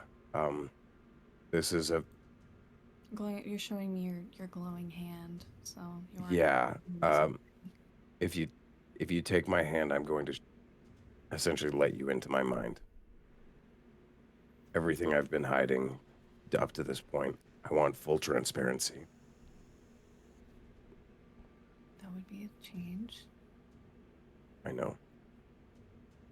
And I'm sorry. Okay. And she'll just I'm sorry, my hand doesn't also glow, so. Your eyes do, though. And Amir's going to take their hand. And Amir's going to show the detailed notes and whatnot of essentially, to not fully recap, but the summary of it basically, Amiir essentially watching Hope and Dierdre, the hive mind that is able to exist with multiple thoughts and trying to navigate that. Because Amiir gets like overwhelmed being just by themselves, and they're like, how do I be around people while also people sometimes whisper weird shit to me? But then also with Dierdre being Amiir has kind of clocked that Dierdre is a bit of an outsider, and how Amiir doesn't really understand customs of being an elf, but the fact that Dierdre is able to carry that with like a certain like lightness and fun, and Amiir wants to be able to do that. So the reason Amiir has been so shut off from the two of them is essentially these are two people I really need to learn from to be better, because right now where I'm at is I don't get how to do. And yeah, Blazelin hit the nail on the head. Yeah, Amiir conveys basically he wants to be around these two because he wants to be like them. He wants to be able to be charismatic and fun and witty, but also every time something weird is pulled out of Dierdre's backpack, or they say something like really like sad, like "Hey, it's solo wine night." Amiir like knowing what that means, but is also like sees the stride that's taken with, and just like Jesus, like when my parents had solo wine night, I bring that up and cry, like that kind of thing of just Amiir realizing that there's someone who has kind of been an anchor for each of them being strangers, but Amiir is going to fully communicate now of like, I am just as much of a stranger, and I've tried to that's not the right word, but I've tried to get assistance from you guys like stilts so that I can walk, and that has been hindering us more and more every step we've been taking forward. And then specifically, the last thing Amiir is going to convey to Dierdre is one of the first long rests being that while Hope doesn't like sleep and whatnot, the fact that like falling asleep beside someone in the dome, the reason Amiir makes the dome all the time with lights is while Amiir looks like a drow, Amiir conveys probably a little bit to like Hope as well telepathically that Amiir hasn't like shared with anyone. Amiir is terrified of the dark. Like Amiir is genuinely, even though he can see in black and white and stuff, like Amiir is scared of the dark like to a visceral amount, and that is why being like trapped by Garth, which he does convey to both of them what happened with that, I guess, is why that was actually so awful, is because Amiir doesn't like being in the dark, and he realizes what he did to his friends. And I think after that, Amiir just kind of lingers and is holding both of their hands.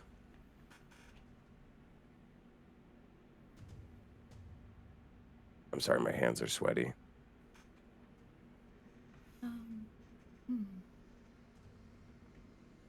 I would like to show you something, if you don't mind.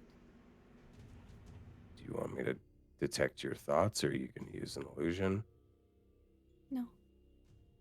And she always wears this kind of like fluffy cloak with like it's like a fluffy little like scarf thing with a cloak over top of it. So she's just going to like, she kind of like looks around for a little bit and then is like, there's nowhere that I can do this, that like people will not see me. So just flips the cloak over.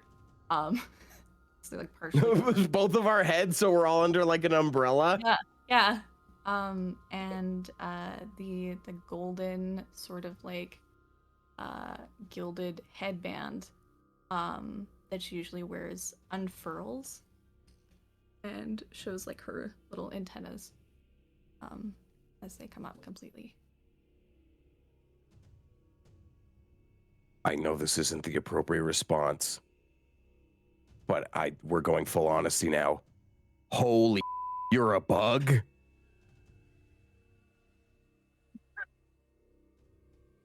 Amiir goes full Tina Belcher. Ha, ha, ha, ha. I'm kind of a bug. It's hard to explain. I need no explanation. That's fucking awesome. Amiir, as you see this, you get a vision in your head of this, and in Dierdre, you share this vision. It's a memory that's coming back to you, Dierdre, but with this whole telepathy that's been going on, you both are now sharing this vision of this Luna moth fluttering through a night sky with one large moon in the sky as the Luna moth goes in front of it. And it leaves this small shimmer of light behind as the Luna moth fades in the vision.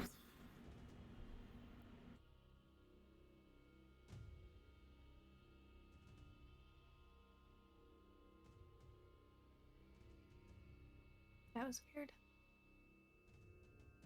Yeah, that sort of thing happens a lot. No, I don't remember that. Oh. Oh my god. Lunamoth. Flumph. Oh my god, my best friends are bugs.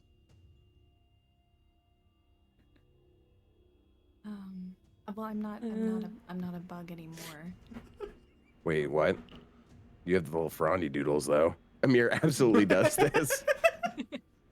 I think from the outside, they're all under the cloak. There's just the little doop, little fingers wiggling. Okay, I feel like I have to tell you this to both of you because I feel like it's important. I'm not actually an elf. What? I know. Crazy. Also, can I bring Meliae over for this? Like, since we're talking, because I think Meliae is like grabbing souls right now.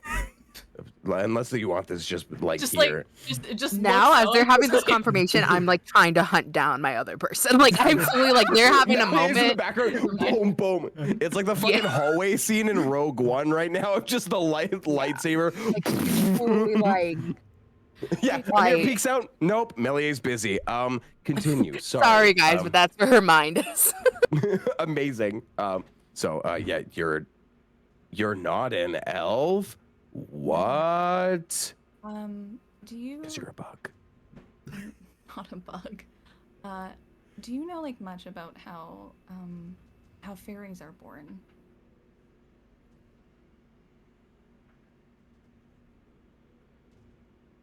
Well, are we? I can't.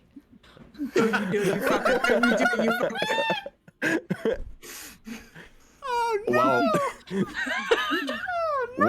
when my parents met, it was just It's different than most humanoids.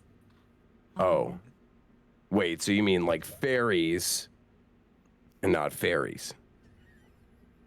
I don't think I've heard that term before. It's It's an underdog thing. In general. So sometimes there is a mote of magic that occurs sometimes in the Feywild. But it's often like, fleeting and no one witnesses it. But if this mote occurs on something and someone is there to witness, then they're born. so. I was a bug. And I guess I'm still kind of a bug. Yes. Sorry, I like being right. Continue.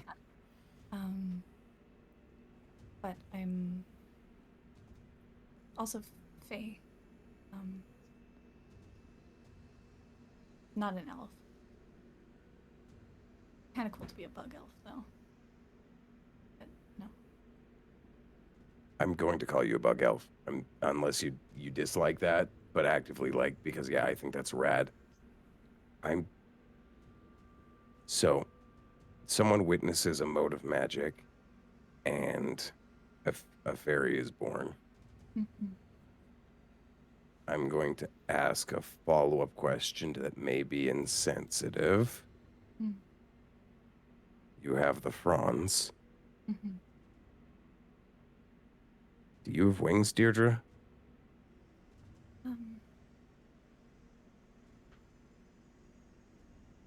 I did. What happened to your wings?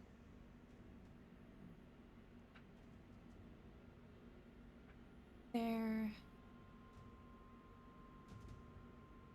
not with me anymore.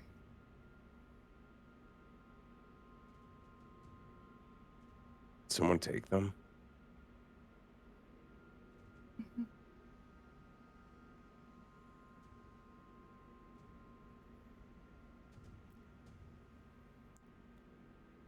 Do you want them back? Very much.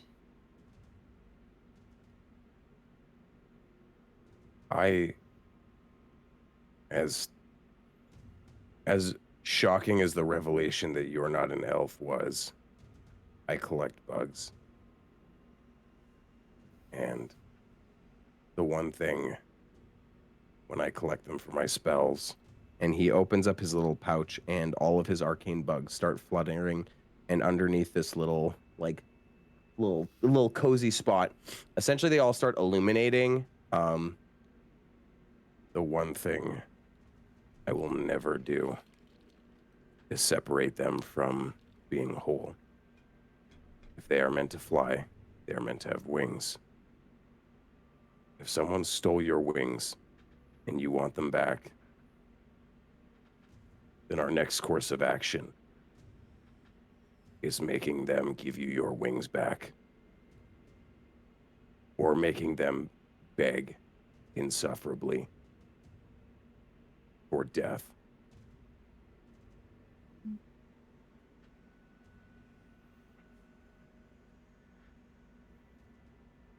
And he returns the bugs to his little pouch, closes it. I'm sorry that was taken from you. We took other things, but I miss.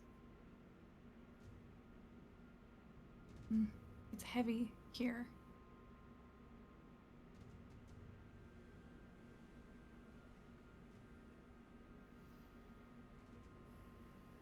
My feet hurt a lot.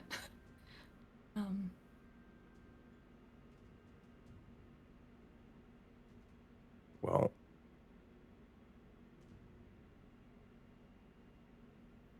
here. Do it all the time.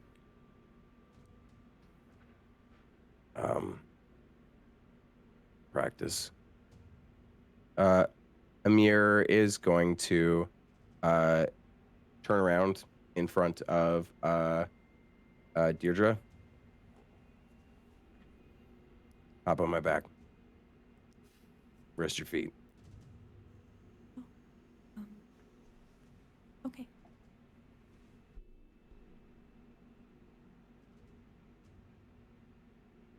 And yeah, while holding Hope's hand, he's gonna give Dierdre a piggyback.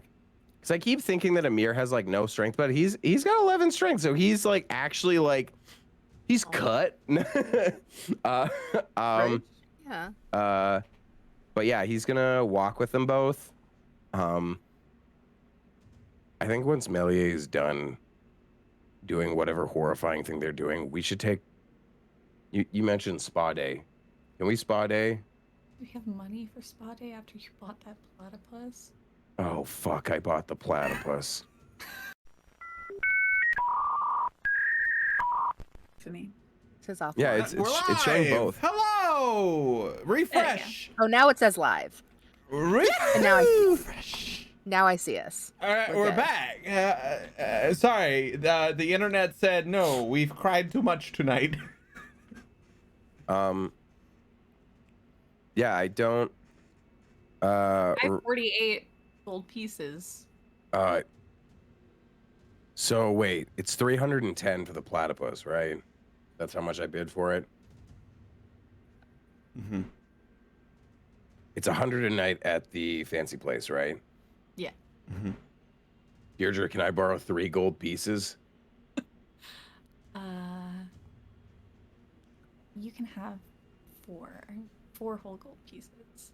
But then the amount's gonna be uneven, Deirdre. I can't carry that many. Please just give me 3. Do you want 8? No, just wait. Yeah, I guess holding 5 would be okay. That's a round enough number. You can have 8 gold pieces. I'll have 5 gold pieces left after spa day. Amiir yells in this auction room.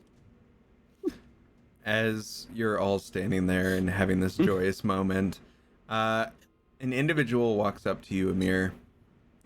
A emerald dragonborn coming off from the top.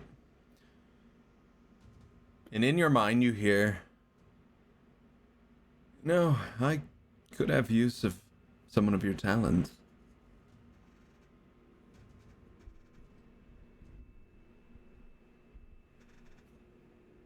Can I help you after a spa day?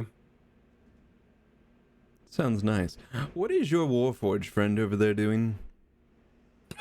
Just like stomping around angrily. So Like literally, I'm doing my best. Like I will, if you would let me, I would like to roll a survival check to track this man. Like I am literally full just on like T1000 over there. yeah. Like we are fully like I'm like trying to look at the foot. Like I'm like everything. Just to let you know, Amiir, I believe your name is, from what I've heard. Do let your Warforged friend over there know if she searches around a little too much, she might find some traps. I'll just telepathically relay that quickly. No, she's collecting Undo debts. traps. That's fine. Yeah, she's collecting debts and stuff. But hey, why don't you join us for a spa day, and let's talk about what potential kind of work? Because you think my telepathic stuff is good? Wait till you see this one. And I raise Hope's hand. Well, hello there. You hear in your mind.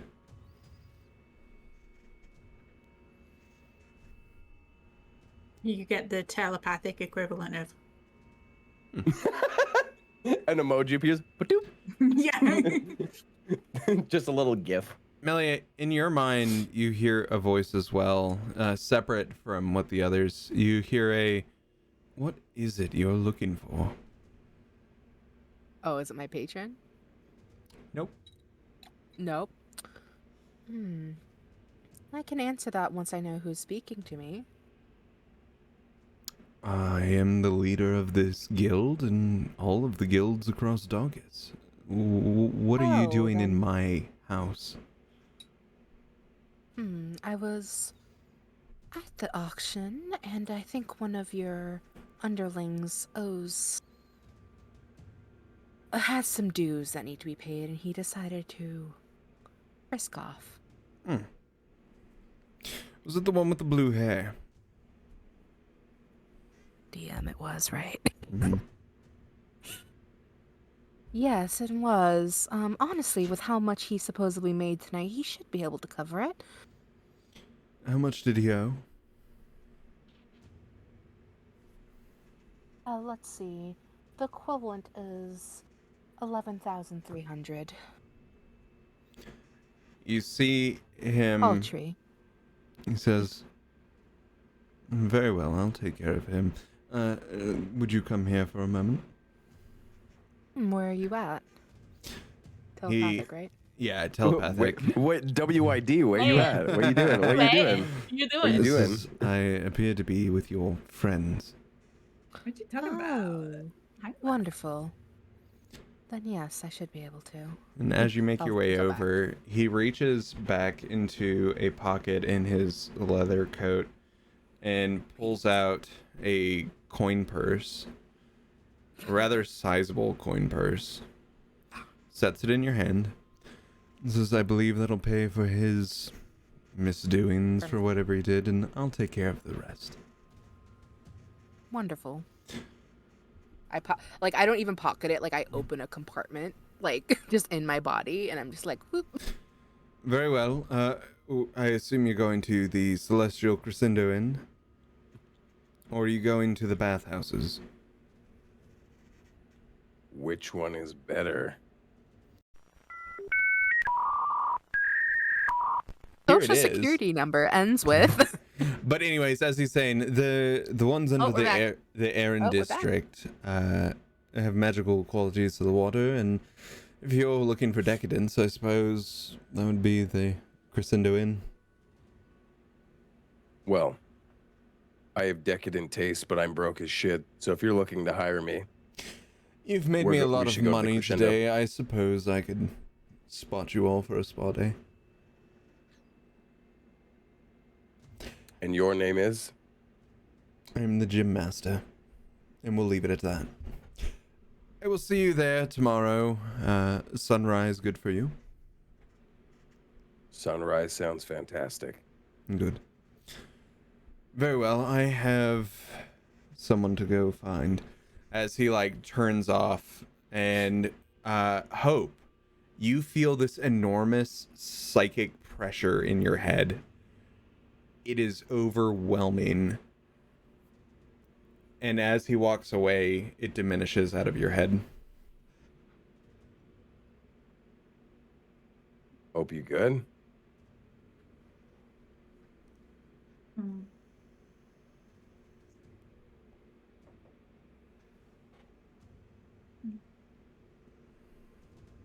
What was that?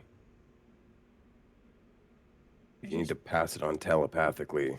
I just kind of like I look over at where he's gone, and you don't feel the pressure, but you get an impression of it.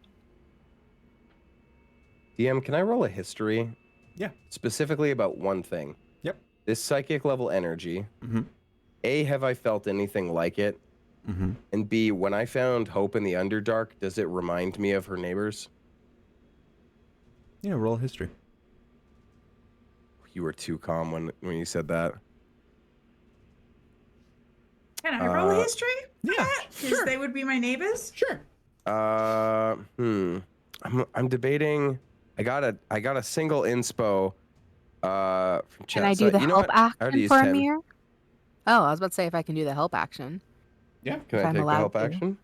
Yeah, I mean, you're over there. Yeah, take it, Jakey. Ask for help. Remember, I'm use, Wikipedia. Yeah, I am going to use inspo to re-roll these because even with advantage, I didn't roll very well. Oh my god, that's in that You one. want some info? Like some bardic Oh, okay, inspiration? okay. Yeah, I'll take a bardic inspo and a guidance. How much is bardic inspo now? Let me know some double check. It's D8. It's a D8. I think it's a isn't it? D8. Yeah, it's a Yeah. D8. Yep. 30 on the money. Hey. No, this is not the psychic energy of the neighbors from the Underdark. This is something vastly different. Equally as terrifying, though. Okay. Can I, with the 30, can I compare it to anything? You know what? With a 30, and that's a history, right? Mm-hmm. Certain gem dragonborns have certain powers. And emerald dragonborns lean on the psychic side. Although this seems a little overwhelming just for a gem dragonborn.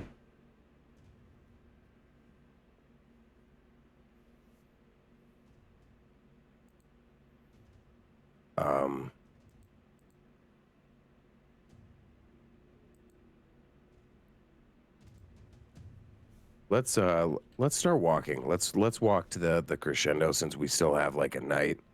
We're gonna meet them at sunrise. Well, I've got enough gold to get us the night, and then he's gonna pay for a day, I think. Yep. Let's start walking. Let's walk. Yeah, So remember how earlier I was trying to get one of you to remind me of what a creature was? You might want to ask for the receipt.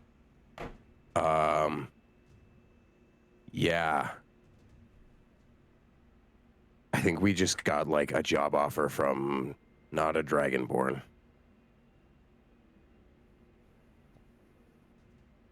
Sorry, what are they? Well, Dierdre, they're a dragon. Oh, nice. The guild is their horde.